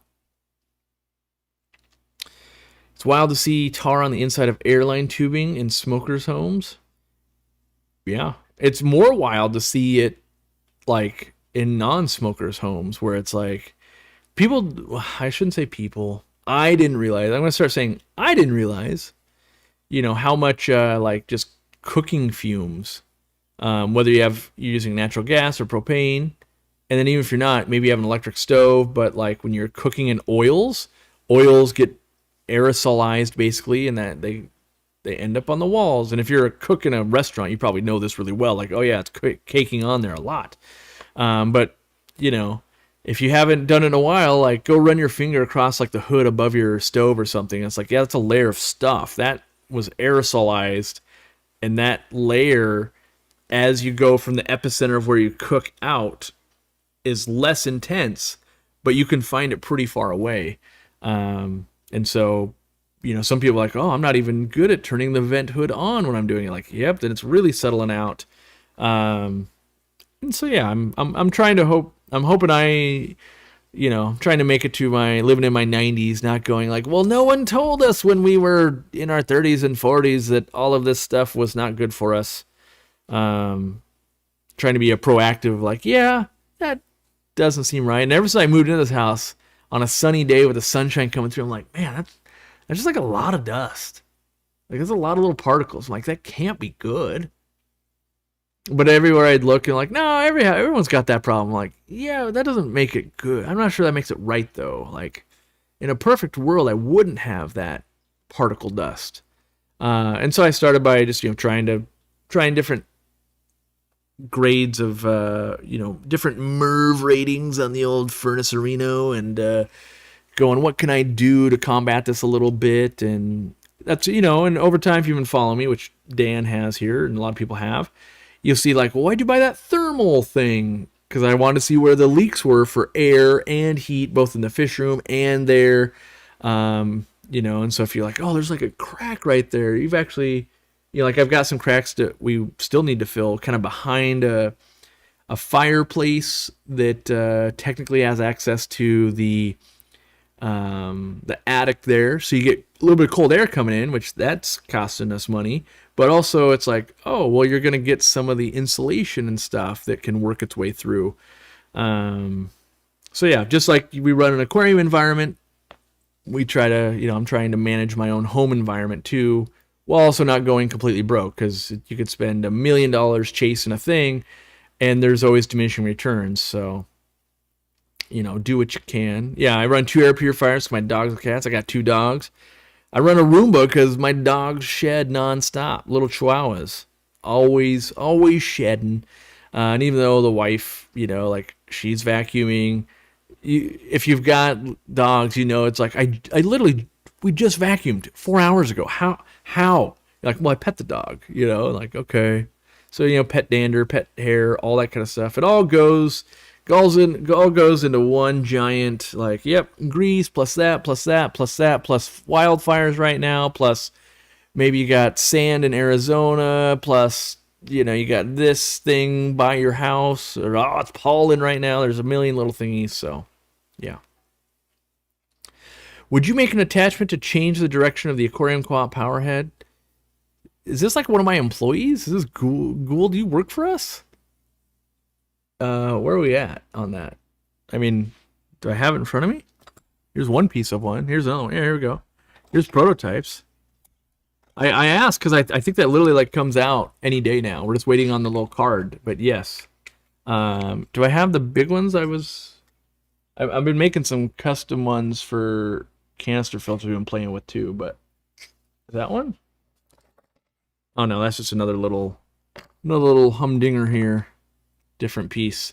So we originally started with 360 degree, well, not 360, that's not right either. We originally started with kind of a ball head, and what I'm worried about is I was worried about if you did this for years, would it eventually get loose enough where it wouldn't hold? Like, you needed to be able to set it, because where you put it, right? So if you put it here, the water's going to push on it. If it wasn't strong enough, it would push it out. So then we went to this model, and do I have... I don't have the other piece near me, because that would be... I wasn't ready to talk about that, but now it's got these little serrations, so it kind of clips in. And... well, here, yeah. Do I have one right here? Yeah, I got one printed white. So power head, and let me undo this. I'm going to make a big old mess here. So it should be coming out, any day to like a week, or we're waiting on the cards to put into it. But so this is the, let me pull this off here. This is the piece, and it kind of, I'm going to maybe give you a little ASMR. So it can do this, like it clicks into place. So it's got notches to, give you that. And then you can rotate it. So like you put it on the power head, and you're like, yeah, but I want it to rotate upwards, Corey, not downwards. Like, great, rotate it. And then make it go up. Like, I want it to go to the left, Corey. Like, great, rotate it. So you rotate it on the power head.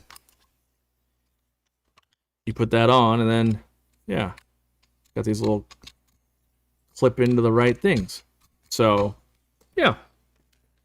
I don't know what they cost yet. I just know that we're done testing them, and they're ready to go. We had versions that were that socket ball head. Then we tried to make it really tight, and then they kept snapping as you tried to put them together, because we were like, oh, if we make it really tight, it'll hold it no problem, and it shouldn't wear down over time, even if you do this all day long.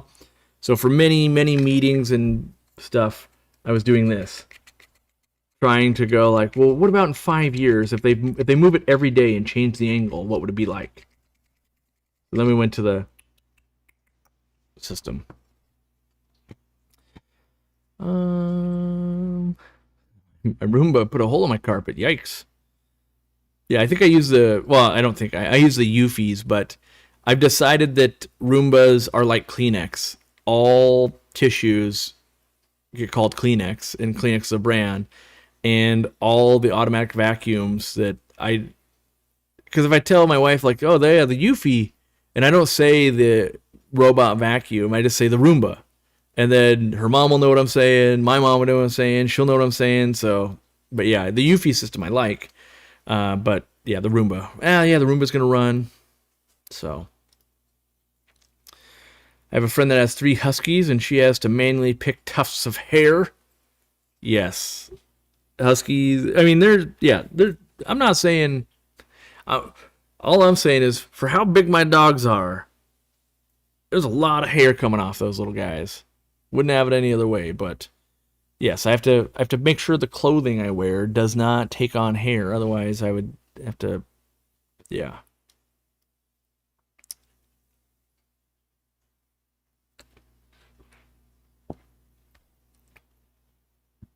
Yeah, I reached out to the 2 winners on the forum for the lunch boxes. So if you didn't get picked, unfortunately, that means you didn't win.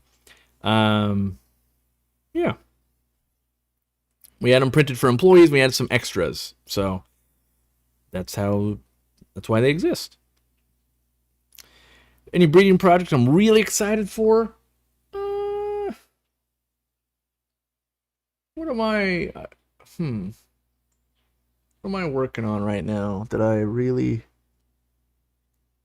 I'm really liking my pelvic chromis a lot, even though mom ate all the baby, not ate all of them, but ate 95% of them. So I moved her, raising a few babies.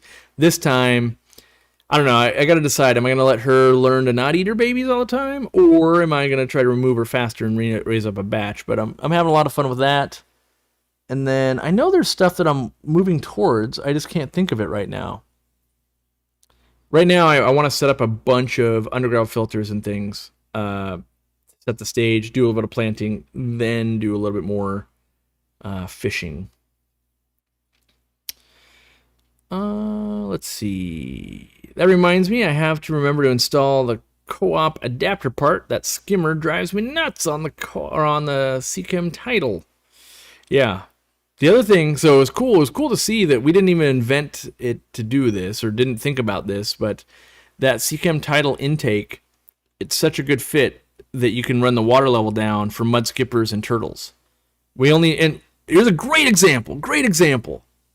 We only learned that because people started leaving reviews about it doing that. And I was like, oh, sweet. That wasn't even part of the thing I was trying to solve. But you guys being able to tell us that feedback, literally, you educated me, and then you're educating the other users. So that's why those reviews and that feedback is so important. Yeah. A friend had a Roomba inhale cat poop. Yeah. Well, that's why the Eufy, they've gotten good now. They've gotten good where the higher end ones that are expensive, they're using LiDAR, they're using physical cameras. So the good ones are using LiDAR. So the same thing that will read your face on your phone. So like to unlock your phone, that LiDAR, it uses that. And then it also uses a physical camera. And so for me, like with the good one I have in the house, if I put a shoe or I put a thing on the floor and it's normally not there, it takes a picture and lets me know, hey, move this thing if you want me to vacuum here. And then I could put this like Sharpie on the ground and it will dodge it. So, but the lower end ones don't have it. Like the one in the fish room, first one I bought doesn't do that. It would just totally run this thing over. And that's how I know that is little bones for the dogs. It'll just try to eat them itself. And like, oh, okay. So that's why I bought the other one for the house that can basically detect, hey, there's stuff on the floor. Don't eat that cat poop in your friend's instance, or don't try to eat this pen. And then let me know, and I'll go on my way to move it for next time. So, what's the smallest interval you were able to use a Casa timers for? I was trying to set up a 1 minute for an auto feeder. It turns it on, but it does not turn it off. Are we talking about for an auto feeder? I was like, ours has a battery, so that's not gonna work. I'm pretty sure I've done a minute. I used to have an auto feeder that did it at a minute. I haven't done it in a while. I'm trying to think of the shortest one I have set up right now. It's probably a few minutes for these like dosers. Do I have anything that's like crazy short right now? No, I don't think I do. I can't think of anything that's like really short. Yeah, I mean, if I happen to have time, maybe I'll try that myself. But I know I've done it for a minute in the past. But yeah, I'm trying to think of yeah. Maybe they changed something in the code. I haven't tried it lately though, for 1 minute. I want to do a testimonial for the optimizer. Do it. Oh wait, maybe I'm not in the know. Does that mean you get sent one? Maybe I could do that. I don't know. Cuz I just assume that means that you use it and you like it and you leave a review. But I'm not in the review world enough because there's like a whole jobs where all you do is review products. So maybe, yeah, I want to make sure I'm not agreeing to things I don't know about. But yes, please do. Please, if you use our products, let people know, good and bad. Like, not that I wouldn't love having a billion bad reviews. That wouldn't be good. But at the same time, yeah. I was reading something else. YouTube's popping ads every 4 minutes? Shouldn't be. I am so tired of I just want to do the job. I don't want to fight the software of doing it. Like, are lots of other people getting that too? It is not supposed to be doing that. And if it is, I'm sorry. It says right here, ads automator, which they've made a whole new thing for. It says off. So you should not be getting ads every 4 minutes. If you are, I'm sorry. You shouldn't be. I don't know what to tell you. I will look into it, probably curse the YouTube gods a little bit after this, and hopefully not have that problem. The ads are in the chat? Oh, you mean like links to our products? Or you're saying like there's legit like, what do I want to call it? Like ads for their companies like in the chat? Because sometimes they test stuff, right? Well, they're always testing stuff. Like it could be like, oh yeah, you have to be on this device. Like it has to be on a TV with this type of thing. You're getting one every 10 minutes? Man, I don't know. I don't know. Maybe it's also other countries. They're making it hard. Yeah. I pay for no ads as well, so I don't always catch the latest, like, oh, they're doing that thing now. I do watch every update, everything, because honestly, I think there's a very fair trade. There's like X amount, like in a live stream, I consider if they would make it easy, I would do this, but they don't make it easy, so I don't do this. I think like one ad every 30 minutes, totally fair in a live stream. But they make it where if I click the button, they'll go, well, how about 80 ads in a 2-hour live stream? And that's not fair. And so if they said like play one ad every 30 minutes, not while I'm live, but only in the playback, yep, I would do that. But the fact that they won't, I set it for none. There should be everything I control. It should be none. You should get one when you join. That's it. Well, not one, but like one ad set, because sometimes it could be 2 or 3 because they're greedy like that. But should be one instance of ads, and then no more is what it should be. If you keep coming and going, I could see how it would keep giving you more.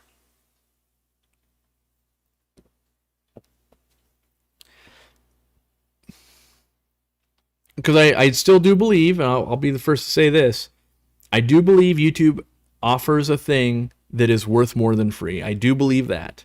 Like the infrastructure, what they've done, clearly there is a cost and there is a benefit to people. I just think that they're trying to push that too far. I also don't agree. I will never partake.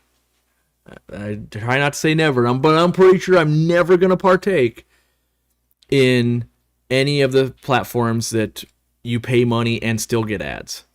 Like like with Netflix, for instance. Either I won't use Netflix or I will pay to get it ad free. The pay halfway and get ads makes 0 sense to me at all in this 2025 world. So I am very against paying money and getting the ads. So yeah. Also, there's no ads on any of our membership live streams and content and that kind of stuff for the same reason. You guys have already paid, should not be getting ads. Yes, you should be able to download them and listen to them as a podcast. I wish they would let you do that too, but they for some reason don't. So let's see. I'm on mobile, USA, no premium. I'm getting pop-up ads over the chat every few minutes or so. Well, thank you for that feedback, James. I will dig to see if I can put a stop to that. There is a chance that I literally can't also. Yeah. Window Licker says, I recently bought 2 power heads and one runs backwards. I know that I've been offered to receive another one, but is there a way I can fix this one?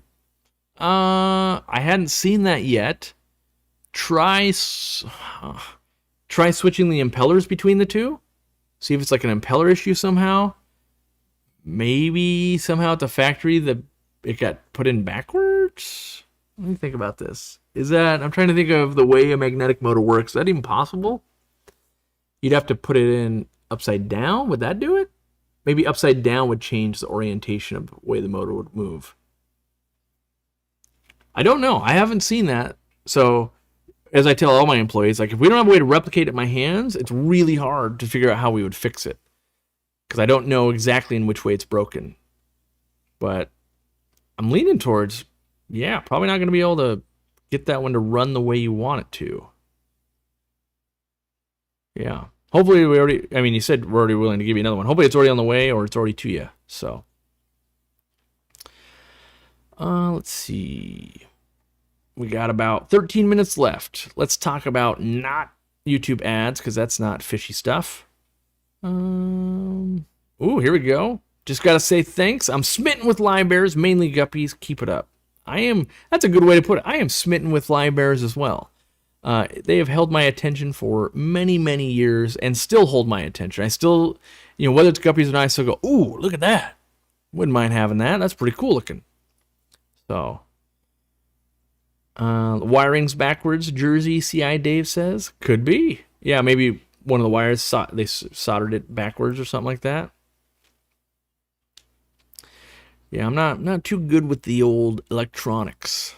Because I've always been afraid of electrical currents and things because I don't understand it. I keep telling myself I'm going to get into that, I'm going to learn it a bunch, but I just haven't found the time because the amount of stuff I would do, I'd wire up more of my stuff. I really want to try to get some automation going on with my lights where I can hit one button, they would all dim to the level I like them 99% of the time, then hit another button and they all go to full brightness for YouTube. Why doesn't Co-op create their own hosting platform so they don't have to deal with all these ads? Because I would just instantly go out of business. That's why. Like, the closest thing would be Linus Tech Tips, who created Floatplane. And the big problem, really, what it comes down to, even if I could replicate the technology, let's imagine for a minute I could, and I built out the millions of dollars infrastructure. The real problem is actually people don't like to change habits. And so if I was to take my stuff off of YouTube, we would just lose all of you guys. Like, yes, 1% of you would make the effort, but like getting you guys to go to the forum, nearly impossible. Getting you guys to go to even just like, we're also on Facebook, we're also on Instagram, we're also on these things. So few overlap. So mostly it's like I don't want to call it a sunk fallacy cost because it's not that. It's just if you're already going to here to watch all of this YouTube, if we were just to go leave and go, hey, you can come over here and there's no ads, 99.9% of people would be like, that's super cool. Cool you did that. But I hang out over here because everybody else is here. So it's that like, it's almost like a popular thing of like, you can't not be where the people already are. So is the member 5% discount gone now? Nope, still there. You guys still get 5% off on everything you buy from our website. What do you feed your fancy goldfish, and what do you recommend for ranchos? I'm feeding all of my goldfish the community pellet, and I still plan to. I like it a lot for doing that, and I haven't had any, for at least all the fish I have. Haven't had any, swim bladder issues or anything like that. Yeah, I can recommend it, but I make it, so don't trust this guy. But it's working well.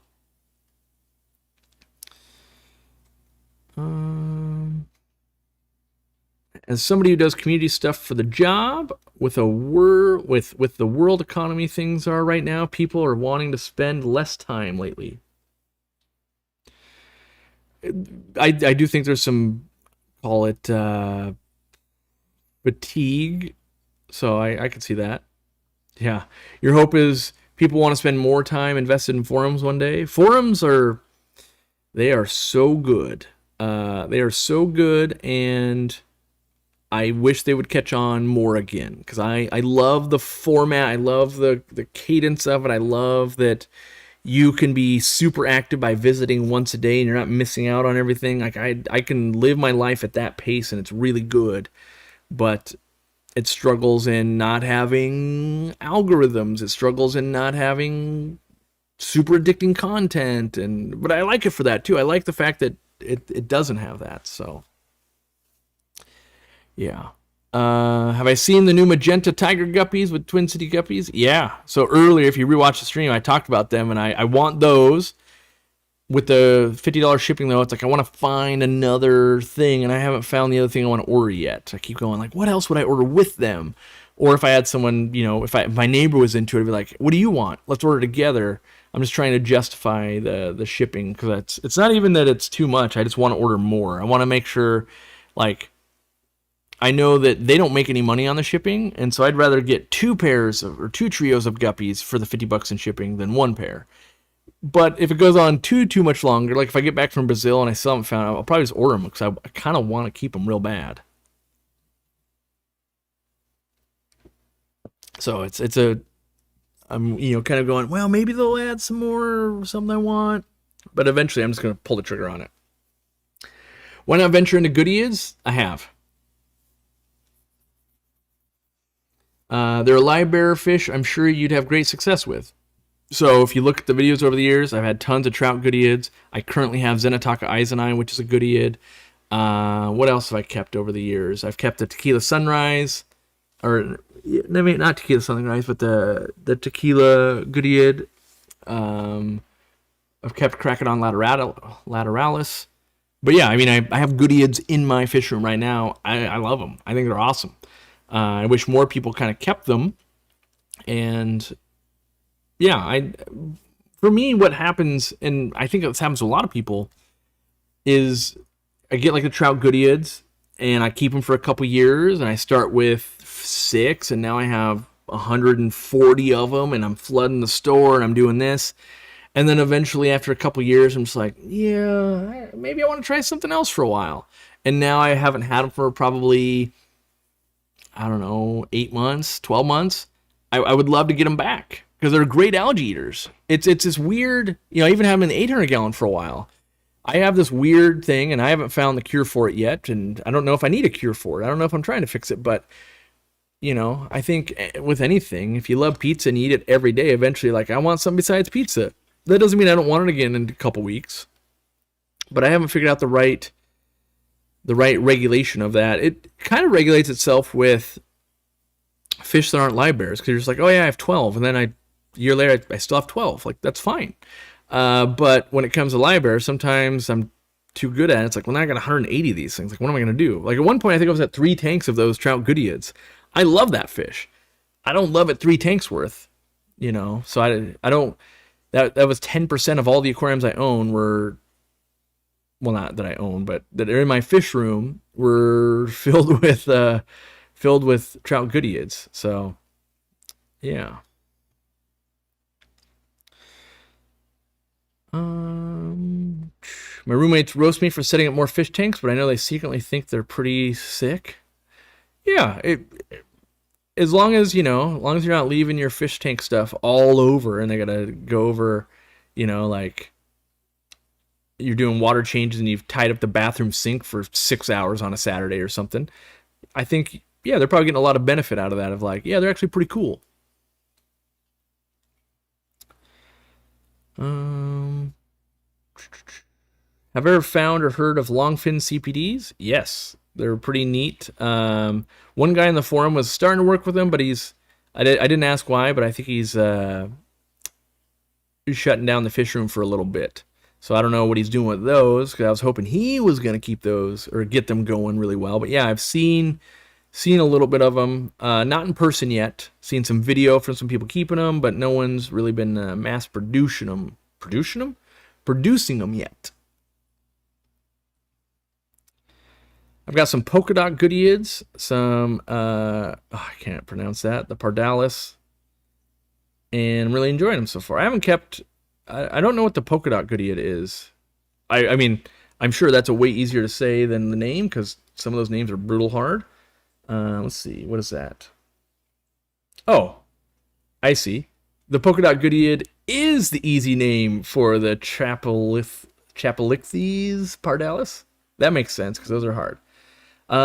Some I haven't kept still that I wouldn't mind trying. The Black Prince, Scyphia Francisae, and there's like one or two other ones I still want to, but there's the way I see it, there's another 50 years of keeping fish in my life, and if I don't keep them today, I'll keep them tomorrow.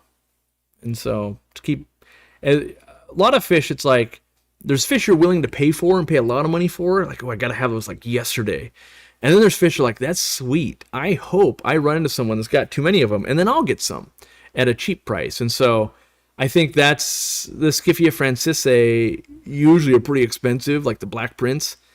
And they just don't trigger that. I need to spend over $100 on these right now. Instead, they go, man, I hope I have a friend someday that breeds those, and I'll get them real cheap, and I'll keep them, and then maybe I'll fall in love with them. So you've got the trout, the blue-tailed, the tequila split fins, and the sunset goodyids. And they're great at hair algae control. Nice. I've kept the tower eye, or the blue-tailed ones before. I think there's two goodyids that kind of get sold as the blue-tailed, the tower eye and I can't remember the other ones, but yeah, I follow like the goodyiid working group, and I nerd out them at the live bear conventions as well. But yeah, I think goodyids are a great, and this is going to be like heresy to some people, but I think they're a great fish to make look cooler. Like they're either endangered or extinct in the wild, but I think the way to keep them popular in the hobby is make them look better. So like trout goodyids, the reason they're more popular is they look better because people like Greg Sage worked on getting them more yellow and making them look better. And so I think things like, Mica splendens and some of these, like the Cracodon lateralis, whether it's the black type or the red type or the Black Prince, Scyphia Francisae, the more we kind of make them look cool, the more the average person would be willing to keep them. They already have the bonus of being a live bearer. They don't have big groups, so maybe that's a bonus for some people. And usually going to get like 5 to 8 fry or something, and not 30 plus like a guppy. And they have an umbilical cord, so they're very cool fish, and they kind of eat algae and do things. So, yeah, I just don't think they have the color to necessarily get that popularity that the people that keep these fish, we love them, but they just don't quite carry. My grandma doesn't go, ooh, I would keep those. Instead, it's like, oh, that's a fish. Yeah. For whoever was asking about red guppies, Guppy John's got some red snakeskin mosaics I was eyeballing last night. Nice. Yes, this is a Murphy rug. I got their card on my desk. Let me see if I can shout them out. It's pretty cool. Yeah, I've got their email and their number, but someone named Tanner made this rug, and it's super cool. I'm guessing they could make more. They probably have a website, but I don't have it at the ready, so yeah. Do I like... Ooh, my water change just started, so that's how I know it's 2. Do I like Keystone Clash better than Aquashella? Yes. They're both great events, so I don't want it to be like, oh man, Corey's saying Aquashella sucks. I'm not saying that. You're just asking me, what do I like better? I might be asking me like, do you like a taco better, or do you like pizza better? Like, well, I like a taco better. That doesn't mean I'm not eating pizza for dinner tonight. Like, I still like it. It's which one you like better. And so I think the big differences between the two are Aquashella is an event where you've got big manufacturers and 5,000 plus people, and it's a spectacle of like, whoa, dang. And the hotels are kind of expensive, and it's the big show, right? And then something like the Keystone Clash might be more like 1,000-ish people, and the hotels are cheaper, and there's not really the big manufacturers there, and it's most all of the tables were either mom and pop stores or small business owner, hobbyist type people, and that's way more enjoyable to me, just because when you walk up, they're a fish person. At the big shows, sometimes you walk up to the booth and you're like, well, it's not sometimes. I mean, well, yeah, it is sometimes. I'm trying to make sure that, yes, I won't name names, but there are booths that I show up to. I'm like, oh, you don't even work for the company. There's a whole industry. People don't know this. You hire people to stand in a booth at a convention that don't work for you. Like, yes, you could hire like booth babes and stuff, but there's literally, you just hire someone who looks professional, and they're like, yes, read the script when people ask. Yes, we are this company. And then you go, oh, when's the new thing? I don't know. It's just like, oh, you're just paid to stand here so that you could physically be here. There's more of that going on there, and there's none of that at a Keystone Clash. The Keystone Clash is like, oh yeah, I ate top ramen this morning so I can afford the gas to be here. Please buy the thing I'm doing. Like, oh, that feels real good when you support that. Where as a super nerd, Keystone Clash is amazing, but bring your whole family and kids, like, yeah, well, there's not as much bright, shiny display stuff. Like Aquatic Experience, here's another one where it was more Aquashella-like, which means it had some stuff of like, I remember getting my picture taken with like a sea lion, and oh, there's a shark tank. And at the previous version of the Aquatic Experience, there was the Aquatic Experience, it was Family Pet Expo, and they did like the touch tank with all the different like corals and other things, and so different, both good but different. And so also for me, I go to the big show, I gotta be the business guy where it's like, yep, I'm here to work. Where the Keystone Clash, I went as an observer. So I sat in talks. I got to learn. I loved it. I got to be just Corey instead of I got to be Aquarium Co-op. And that's different for me. Even though I talk to fans a lot, and that's some of being Aquarium Co-op. But the fact that I got to sit down and watch the talks and do the normal stuff, I enjoy that a lot. So being able to learn, I learned a couple little tidbits. Danios don't have teeth, and they don't have stomach acid, so they need to eat constantly, which I was like, heck yeah, Magic Small Fish Feed does that, rad. So if you got Celestial Pearl Danios and things like that, you need to feed them a lot because the food goes right through them, and they're not made to really, one, chew, so smaller fish food sizes, and B, the food doesn't stay in them a long time, and the stomach acids don't work on breaking it down. So they want to munch on little stuff all day long, every day, scavenge. It's cool to see that someone out there did the work to see if they had stomach acid. Yeah. Do I want pizza? No, not really. I want more. I always want more Mexican food, almost always. Be safe in Brazil. That's right. I think I've got. Let me look at the calendar. I think I've got at least one more live stream I can do before I go to Brazil. I think. What's today? Maybe that one. Yep, I got one more, and then I go. I'll be out for. I'll miss. Looks like I missed 2 of them, and then if I don't come back sick, I could hit the one on the 26th. It looks like. Spiders don't have stomach acid, which is why they are venomous, as the venom liquefies their prey so they can slurp it up with their straw-like mouth. Well, you learn something new every day. Danios don't have fangs. They don't even have teeth, so Yeah, they're clearly as a disadvantage to the spider. Do you plan to spawn your rainbow shiners? I have a group from White Cloud Dynasty, and I have 100+ fry from growing out.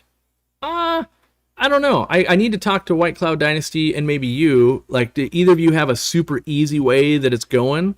Because I feel like I'm probably too lazy to do a container and then pull eggs out and try to make it happen. I'd be more likely to like let them spawn and move the fish. I kind of want to see if I could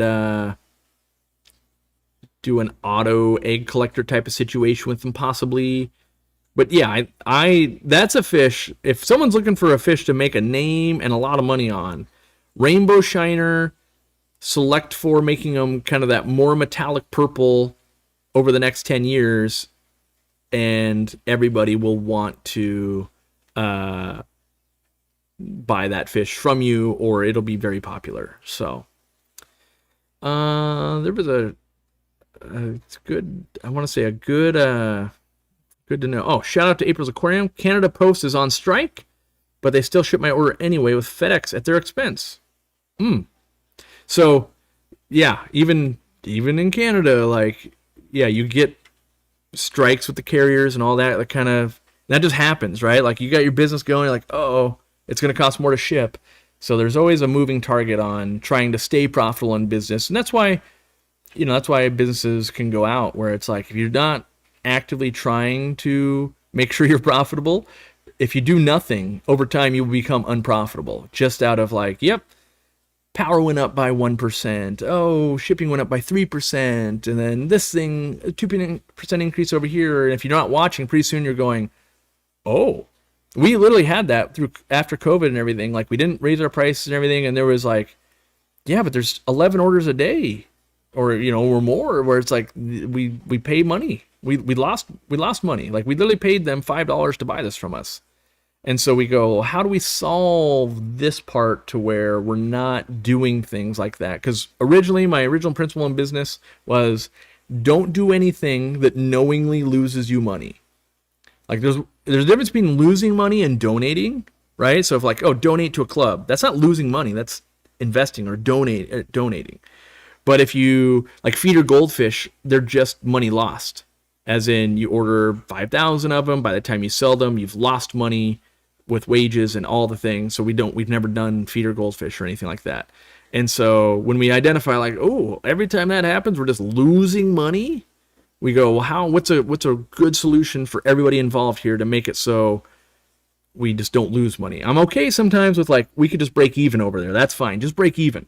But we can't be going out of our way to like, yep, we put people to work to lose us money. Like, that puts you out of business real fast. So, yeah, hopefully there's still enough going on for April's Aquarium where they still made a little bit of money, even with FedExing it instead of Canadian posting it to you. But yeah, Ty Miller sneaking in at the end. I want to say thank you again to everybody I met yesterday at the Keystone Clash, and everybody who showed up to chat here today. If you want to hit a like button and leave a comment after the fact, I've actually really been enjoying reading the comments and then responding to you guys after the live stream. So, maybe you're just like, oh, he doesn't even read them. Like, you've probably seen him leaving a lot of comments. I'm actually enjoying the second half of my Sunday and Monday, kind of working on that. And I think it helps. So yeah, we had over 400 people here in the live stream on this Sunday, which is good. And yeah, I want to say shout out to everybody who donated memberships and things like that. We lined up some more speakers because we were speaking. We saw some other people speaking. Now we're going to be saying, hey, maybe you speak for our club online here. So still investing in that infrastructure.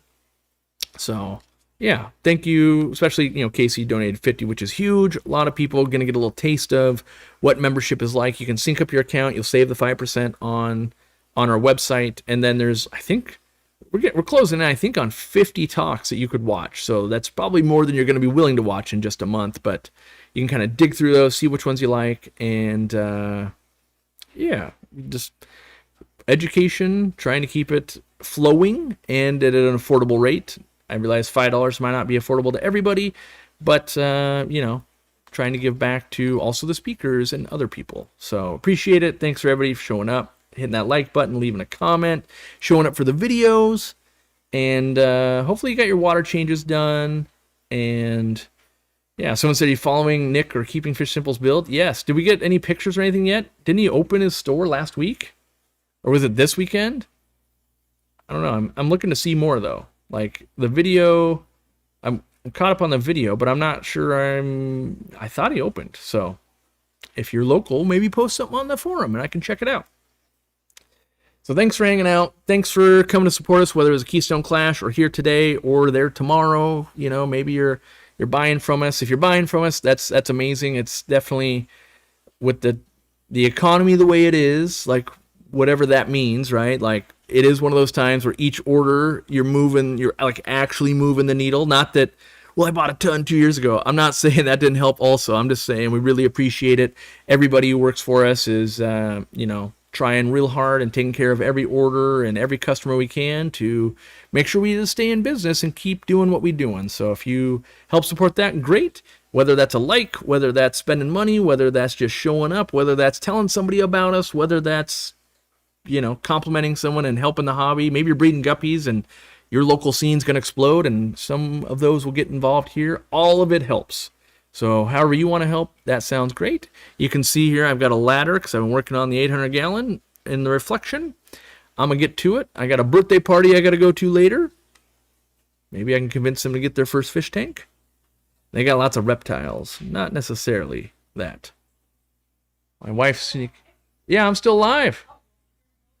I guess I get fresh milk and cookies. My wife's bringing cookies to the birthday party, so... You bake for the kids so you get germs.